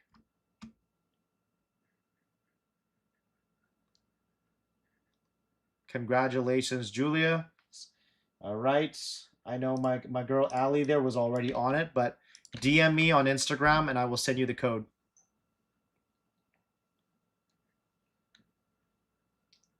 Looks like gold's breaking out as well now.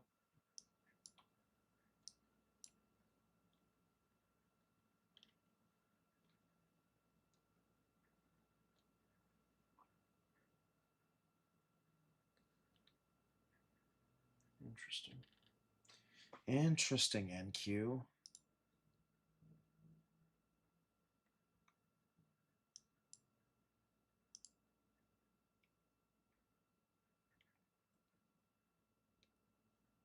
Yes, congrats. Let's go.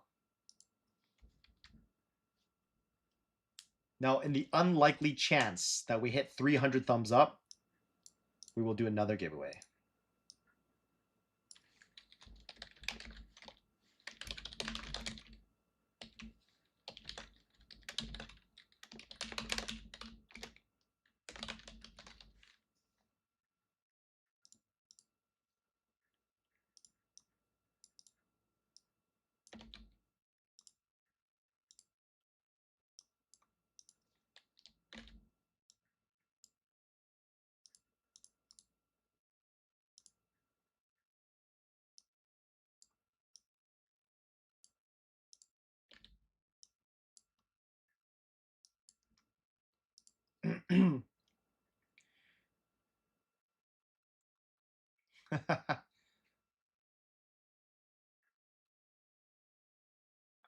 Ali. Oh, damn. You know, I've been referring to you like that every single stream, right? My man. That is too hilarious. You've never called me out until like now. You know what's actually funny is that actually Vincent's wife was the same thing. The whole time I thought she was a guy. So in the Discord, I was calling her a guy in like every context possible. And I can't remember what it was, but randomly one day, her and I actually spoke in person, and they're like, I'm like, oh well, this is really awkward. I thought you were a guy when I was talking to you. I would have addressed them a lot more properly had I known that. Another fake breakout in NQ? Of course. Why not, right? Of course.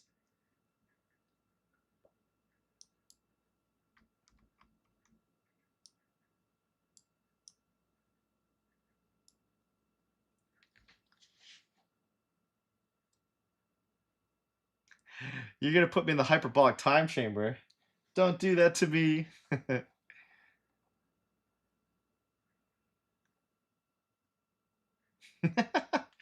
I love it. I love it. You tell him it was worth waking up the house, okay? You got a 50K lucid eval. That's a banger.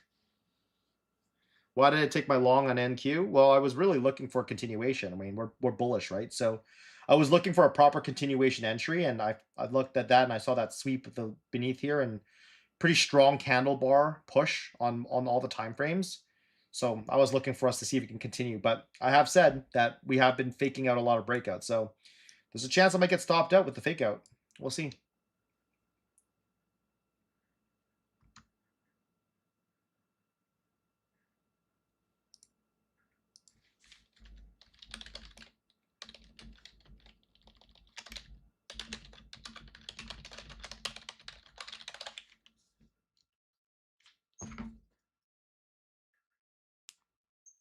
I'm just going to send the code to our man Julius there. Congratulations, Julius. That's freaking awesome. I'm going to send you the code, my man.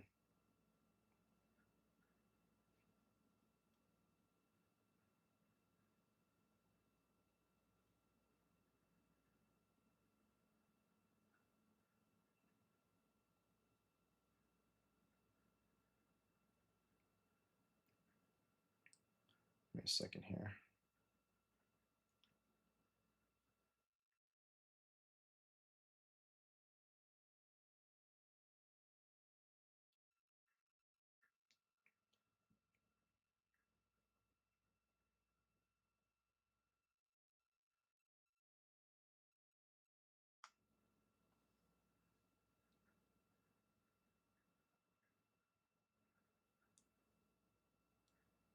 Julius, what's going on?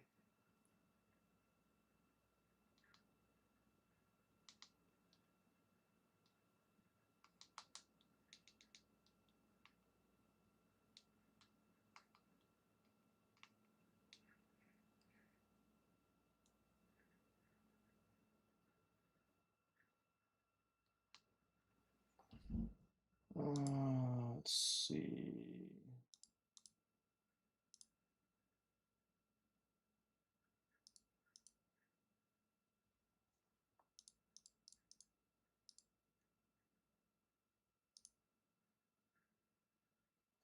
I'm just checking something here quickly, gang. Give me a second.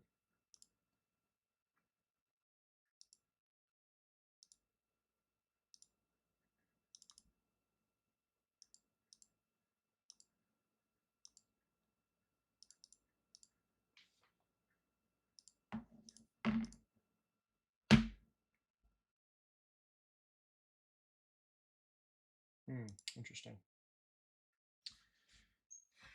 All right, sorry, just back here again.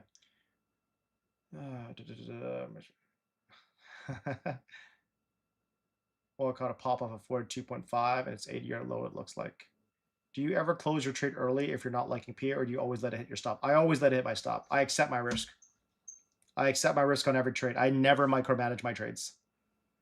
If a trade is being managed by me, whether it's like a PT change or whether it's a stop loss move, it is still going to be based on a technical game plan or structure. I would never just close it just because I'm afraid of the P&L. You're very business-minded. Do you use a budgeting expense app like Copilot or Monarch for your household or businesses? Nah, man, I'm very old school, DJ. I just use an Excel spreadsheet. I have an Excel spreadsheet for quite literally everything, like the financial forecasts for every business client that I work with, for my own business as well. I have forecasts for that. I have an expense sheet I created. I mean, it's back from the old days, right? I've been in like the even though I've been self-employed for maybe the past 5 years, give or take, but I've been using these types of tools to manage business environments for probably 10, 15 years now. So yeah, I just use Excel, nothing fancy. I think there's a lot of new things you could probably use now with artificial intelligence, but I don't know. I have some of my Excel spreadsheets from a very, very long time ago now, so I just continue to use them. Yeah, I'm very old school.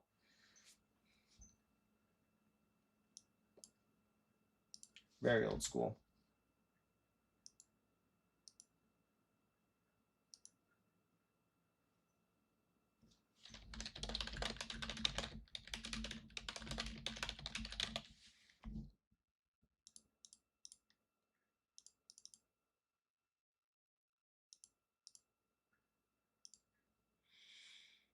Hey, no problem at all, man. Anytime. You can ask any of the random questions you'd like, man. I'm very well rounded as far as life goes. Trading, believe it or not, is not the main gig of passion, even though I love what I do. Restaurant and business is my go-to. That's the world for me. I'm actually just gonna fill up my water.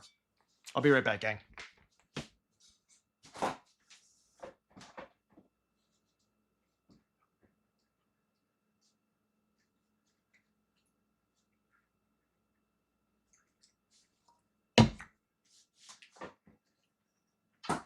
You know what? I just realized that my wife never finished her bubble tea, so I guess I'm stealing her drink.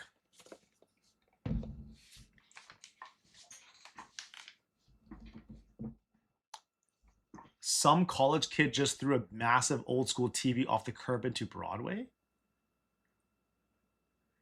Hey Gandhi, I forget. Are you from Vancouver? I don't, apologies if you've said this before.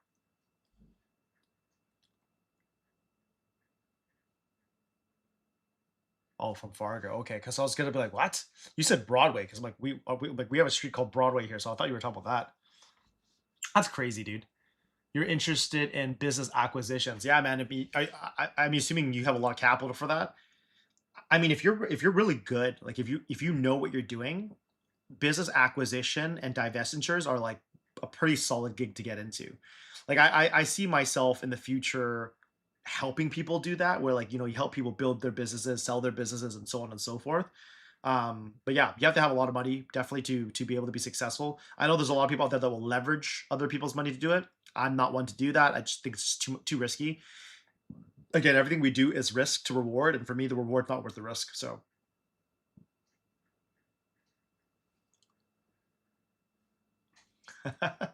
well, we got two actually originally, but I finished mine earlier. But I think she said that this one wasn't like to her liking too much, so I took it. This drink is mango pomelo sago.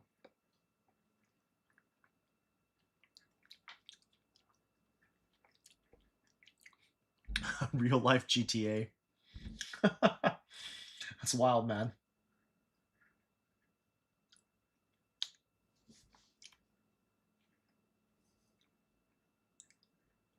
It's gonna be crazy for me, man. I'm literally like after the stream, I've got some work to do for another hour afterwards, and then I'll be up in like 4 hours to catch a flight. So I'm gonna need all the energy I can get. No, this one's not from Haiti.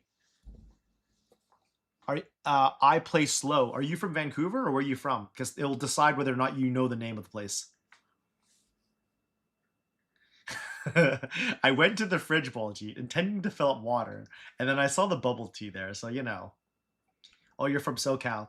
Yeah, you guys probably don't have this. So this this company, this brand, actually, the owner, they were a franchise of Makuti, and you might know that one because that's the global name of the brand. But they totally like undercutted the agreement, closed their business down, rebranded, and recently just reopened. So there's a lot of businesses now, and this is totally off topic, but just for those who are in this world, there's a lot of businesses right now that are in franchises because due to the tougher economic times, they're having challenges, obviously financially. So paying things like royalties and advertising are not things they want to do. So they're starting to like undercut and find loopholes in their agreements where they can break it and then rebrand and then sell basically the same thing, but just under their own brand. I'll tell you right now, as a person who works with entrepreneurs, this is the reason why for me, when I'm working with people to build businesses to franchise out, I always make sure that their franchise agreements are airtight. And then secondly, I always make sure that whatever their offerings are, that their SOPs are completely their IP. Because if you whatever you're selling, if it's just random stuff, then anyone can just copy your business, right? But if the stuff that you're doing is like specific to you and like it's like your recipes, your proprietary stuff, then that becomes harder to duplicate. So that even if yeah they do sell and move on and do different things, and try to sell the same food, it'll never be the same. It'll always be different, and whoever will try their food will recognize immediately that it's not the same kind of food. So just my 2 cents on that one, man. Yeah, Woozy, whenever you come back out here, no problem. I know Christopher Banner's probably off the stream now, but yeah, I told him the same thing, man. Like any part of the city you're in, I have a recommendation for drinks, coffee, food, you name it, man. As long as you tell me what you like.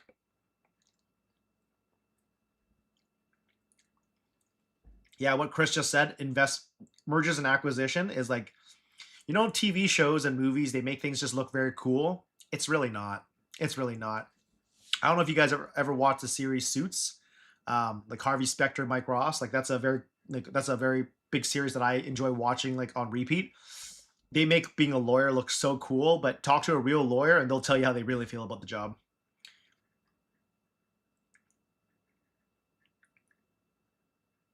Hey man, a dream. You know what I always say about those dreams? A vision without a plan is just a dream. So as long as you put in the work behind it, man, you'll get there. Every successful entrepreneur that's ever hit it big has always said that they wished if they could turn back the clock, they would have dreamed bigger.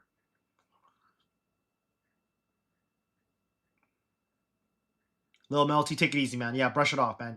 Shake that right off.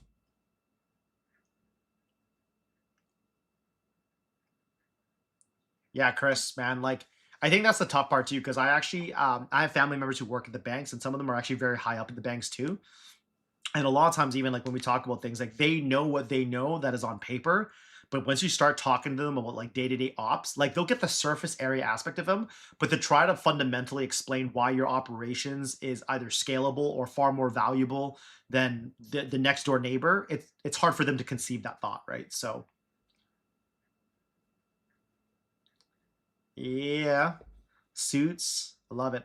I enjoy watching Suits, man. It's just like one of those things where I could watch it, and after especially some of the first initial seasons, once you watch it, it feels so good. You just feel like you're just a different person after watching them. Yeah, yeah, I know what you mean, Jamie Z.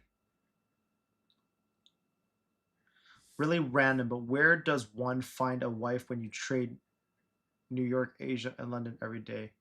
Wait, let me reread that again. Where does one find a wife when you trade? What is that? What do you mean by that? I don't understand the question. Oh, Gandhi. Gandhi Trades is giving us a play by play of what's happening outside his window.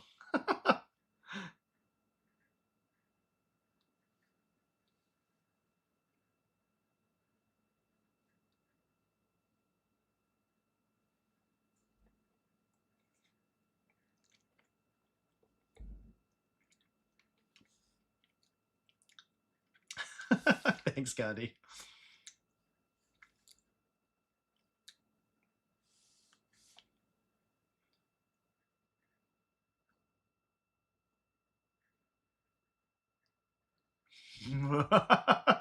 Daniel, look, man. As soon as I get my this whole bot thing figured out, I won't be doing that anymore. Okay? I know. I'm very old school. Yeah. When you say "Are you not entertained?" I just think of that scene. It was Gladiators, right? The first Gladiator, Marcus Aurelius.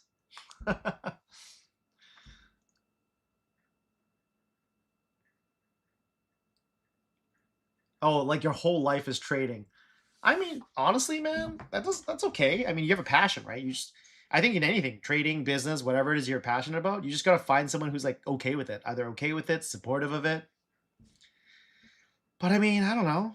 Does one have to really have a partner too? I mean, it really just depends, right?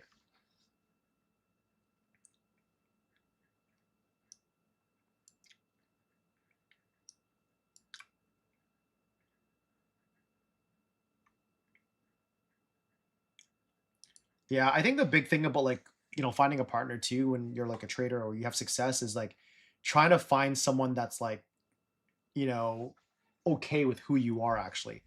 My relationship with my wife is very different from most people that I know in a lot of spaces because she's known me since I was a kid. Like we were high school sweethearts, so we've been together for a very long time. So she saw me when I had nothing. So she's been in my corner every step of the way while I essentially built out to who I am today.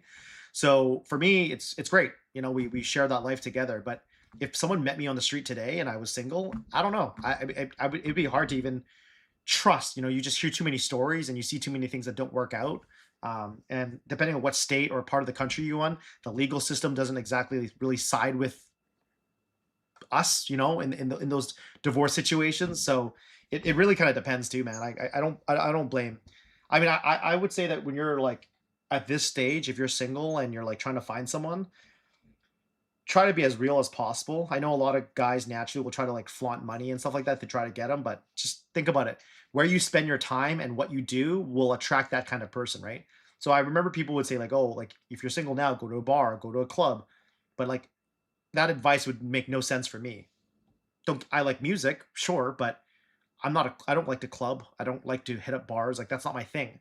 So why would I want to find a partner there? Like it makes no sense because the partner who's there is already into that life, which I'm not into, right? So you find someone who really shares and appreciated what it is that you do, and you'll figure it out. You'll hit it off, man. How can you love something that can rob you blind trading? Yeah, it's true.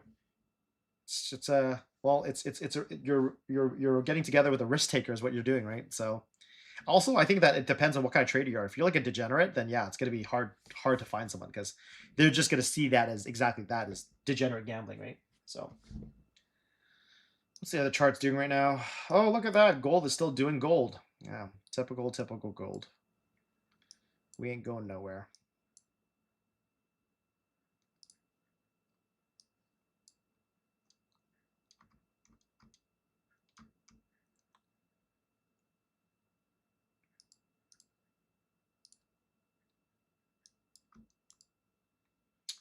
And you taught me pain and heartbreak. A female could never do me worse.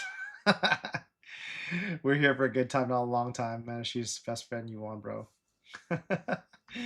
It's true, man. Nothing can beat you up more than trading emotionally. Thought long and hard to quit my job on my birthday, May 1st to trade full time and let it work. So far, so good. Got funding goals to scale to lot accounts and slowly trade lot capital. That's tough, man. That's gonna be crazy. Best of luck. It's definitely stressful to put that into perspective, but I hope you have a nice cash reservoir to be able to kind of push you through this period of your journey, man, because it's not going to be easy. Oh, I totally just missed your question, Arda. I'm flying to Alberta tomorrow.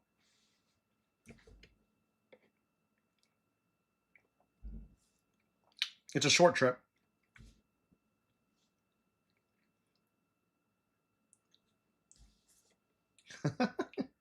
Facts of life, guys. Fact of life.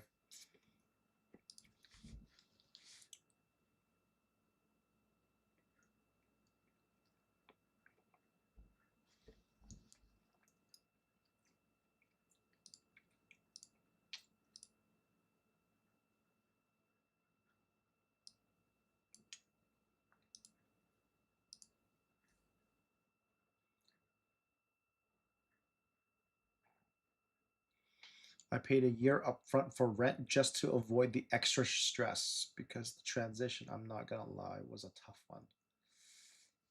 So Jamiezy, is that to say that you are a full-time trader? Is that what you're saying? You don't do anything else but trade? Fabian, I will put a lot more effort into making this one. The past few ones that he set up, I've had pre vacations planned, which is why I was never able to join them. But yeah, if he sets one up where I'm not already traveling for business or for like family vacation, I 100% will show up to the meetup.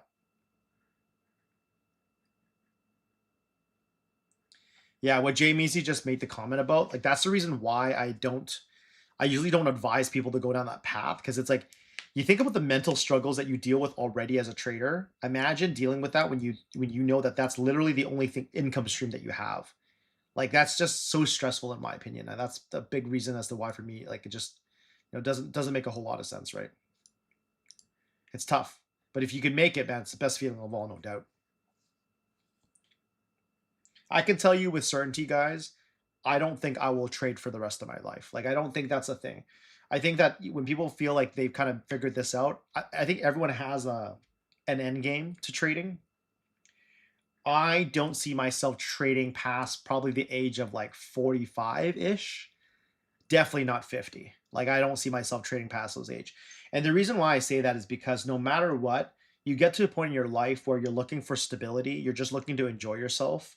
And depending on what that means to each individual, that might mean something different. So for me myself, that's kind of how I look at it, is that I won't trade forever. Will I coach trading? Sure, that's a very different ball game, but will I trade myself for the rest of my life? No. To be honest, I think that between my business and my trading, I see myself being able to take it easy, which really is just someone else's full-time job. Probably when I get into my mid 40s, right? Because for me, I've done nothing but work like two jobs, so to speak, right? Even now, if you think about it, I'm an entrepreneur business, and and I trade the markets, and I coach trading, and I'm a family person. So it's like at some point you want to take some time back and be able to be like, you know what, I want to just be a dad. I just want to be a husband.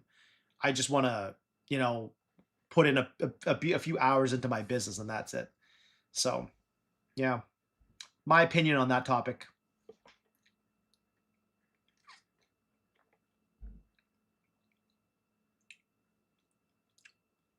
Jamie's, that's pretty sweet, dude. Sounds like you got a pretty good gig.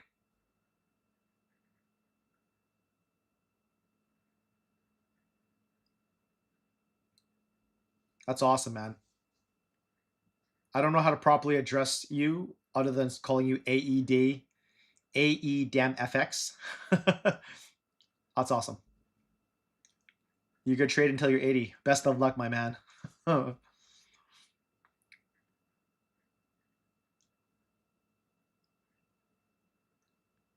Chris, man, I love it. Big game, big vision. Make it happen, man. I'm rooting for you.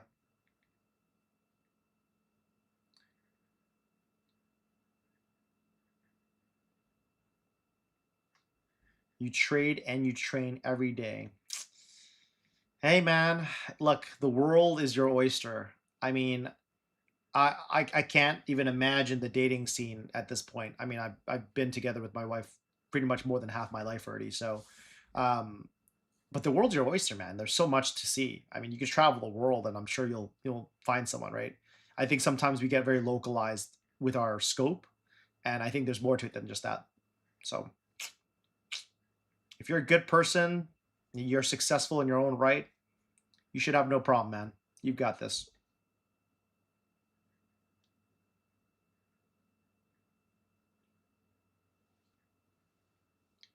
Do not love trading that much after all. I think you can love something and still be okay with taking a stop or a break from it all, right? Because like even for business, I love what I do in business, but I don't want to be a business person all my life either, right?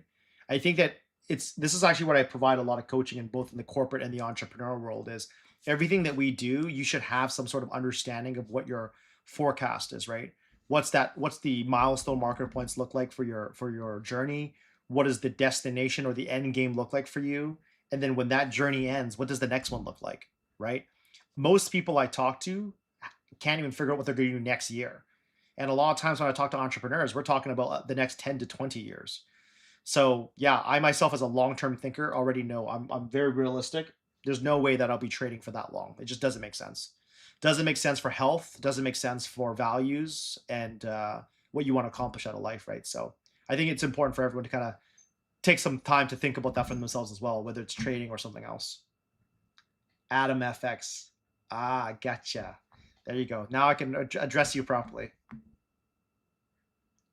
Go to the church and find where if they are. Actually, I hear that a lot. From the Christians that I know, that's often a very common thing they'll say. Go to the church. Woozy, I agree with you, man. What problem gives you the best value for money? Value is very subjective. Value is very subjective to the user, right?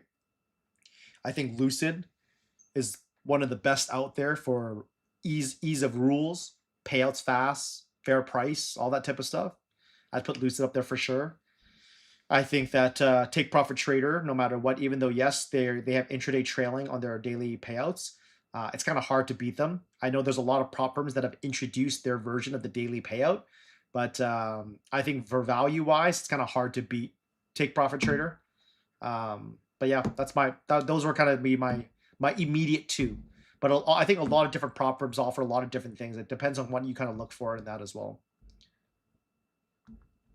Yeah, Pete, I'll basically be leaving to the airport in 5 hours from now. And technically speaking, I still have an hour work to do after the stream. So church is the last place to go if you're a trader. I'm interested in your thoughts on that one as well. Is there any specific type of church or any of them work? My thought process is always just spend time where you would want to spend time with your partner, right? Because just going somewhere to find someone isn't ideal if it's not the right place. The Neo 2007, I 100% agree with you. That's why I like TPT. It's like the closest thing to that, right? And you treat it as such. Ron, I'm headed to Alberta for business.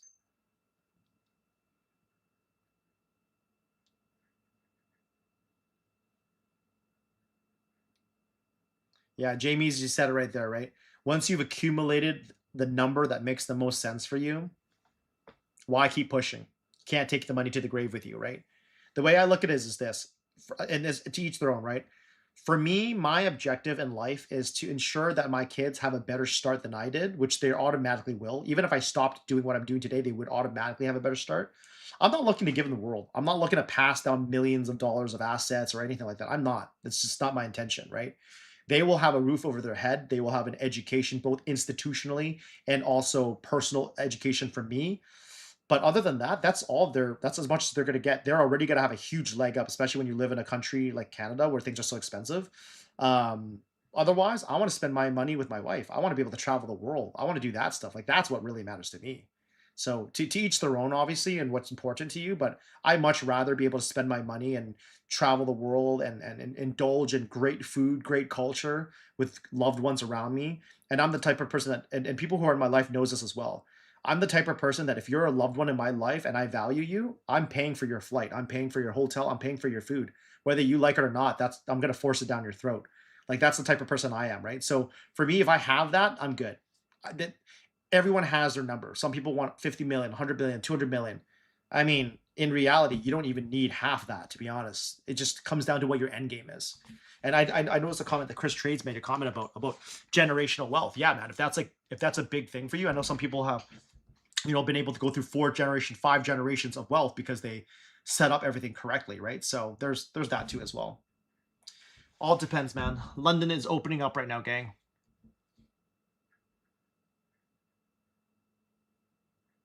Hey, Muscle, what's going on, man? Lucid, man. I like Lucid. That's probably the best for most traders, all things considered. Code RT would give you 40% off on that as well. Take profit trader is a little bit harder of a prop firm to trade with at first, but it's the one I like the most for daily payouts. I think that for now, like prop firms like My Fund of Futures, Lucid, Tradeify, those are three props that I would usually recommend to people for you to trade, to work with. Anyway, any of the names that are kind of scrolling above you are all pretty good prop firms. It kind of comes down to what you prefer in the specific given prop firm, though. Da, da, da, da, da. Market is used as gambling. That's true. That's a good point.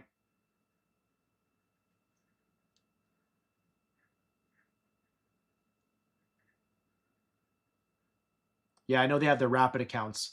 I think from a price value perspective, is Rapid a better value than TPT, Chris? Where are you looking for NQ to cut? I'm not too sure what you mean by that, John. I mean, I have my price targets set up there, as you can see on the chart. But I'm not saying that that's where it's going to stop. That's pretty much my risk to reward that I'm looking for at the moment.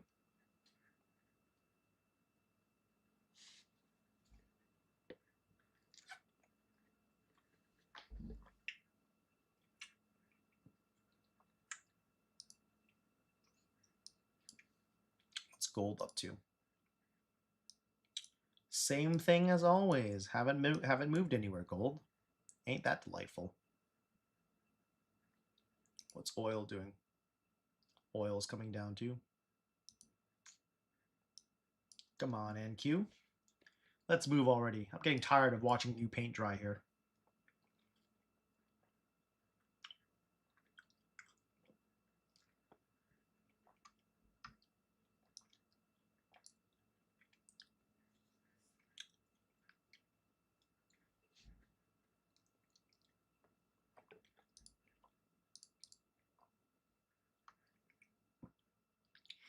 I'll hang for a little bit longer, but I will probably hop off soon just because I do need to get some work done and get some rest, especially since I'm going to be on a flight tomorrow. Daniel, no, I don't trade options like that. I personally don't trade more. Like when I used to trade Tesla, I would only trade 1 week out. And then usually for trading like QQQ and what have you, I usually do just same day or next day expiration. Yes, for Apex, you do still have to pay the activation. The free account is just specifically for the account itself.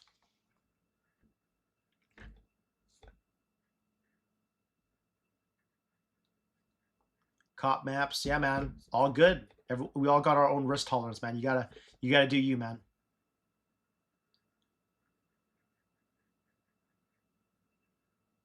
They got overall me back in time.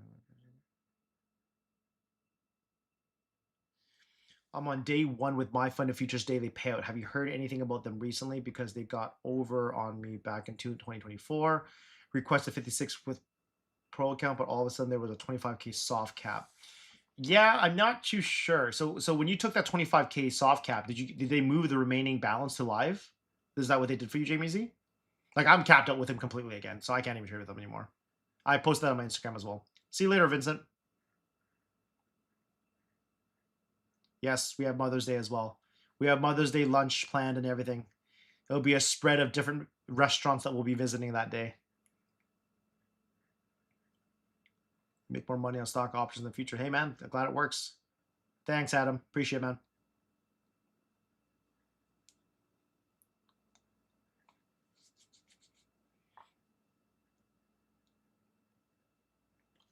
Yeah, Gandhi, it's Apex. It might just be a little bit slow to update, but if you've hit the target already, man, you don't got anything to worry about.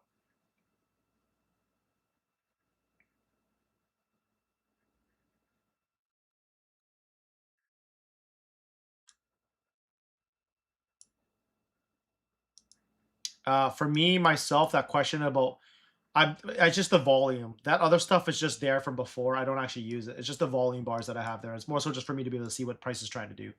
I don't put a heavy emphasis on indicators and stuff like that. They're just more additional conviction for me.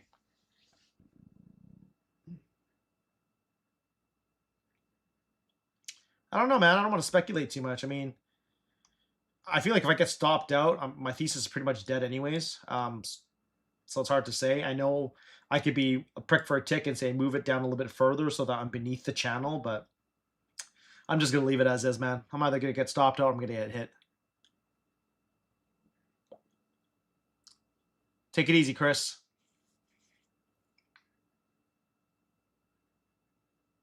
Oh, really, eh? You know what, Jamie Z? I think that's what happened to Jake as well. I don't know how they do it anymore now.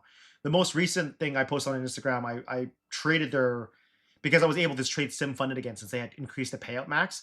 I basically built it to 40,000. I withdrew 35,000, and then they tried moving 5 to live, but then because they couldn't move me live, they just paid me out the 5 as well. So I haven't had an issue in that regard, but I think they were a little bit different back then.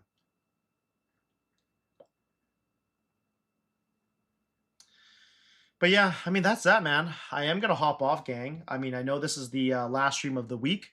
I hope you guys have a phenomenal, great weekend. And if you guys are gonna be on Jake's stream tomorrow, I'll probably will see you guys on the stream tomorrow as well. Otherwise, man, have a great weekend. I'm out here now. I gotta get some work done and get some rest. So, thanks for tuning in, guys. I will see you guys on my stream on Sunday. Catch you guys later, gang.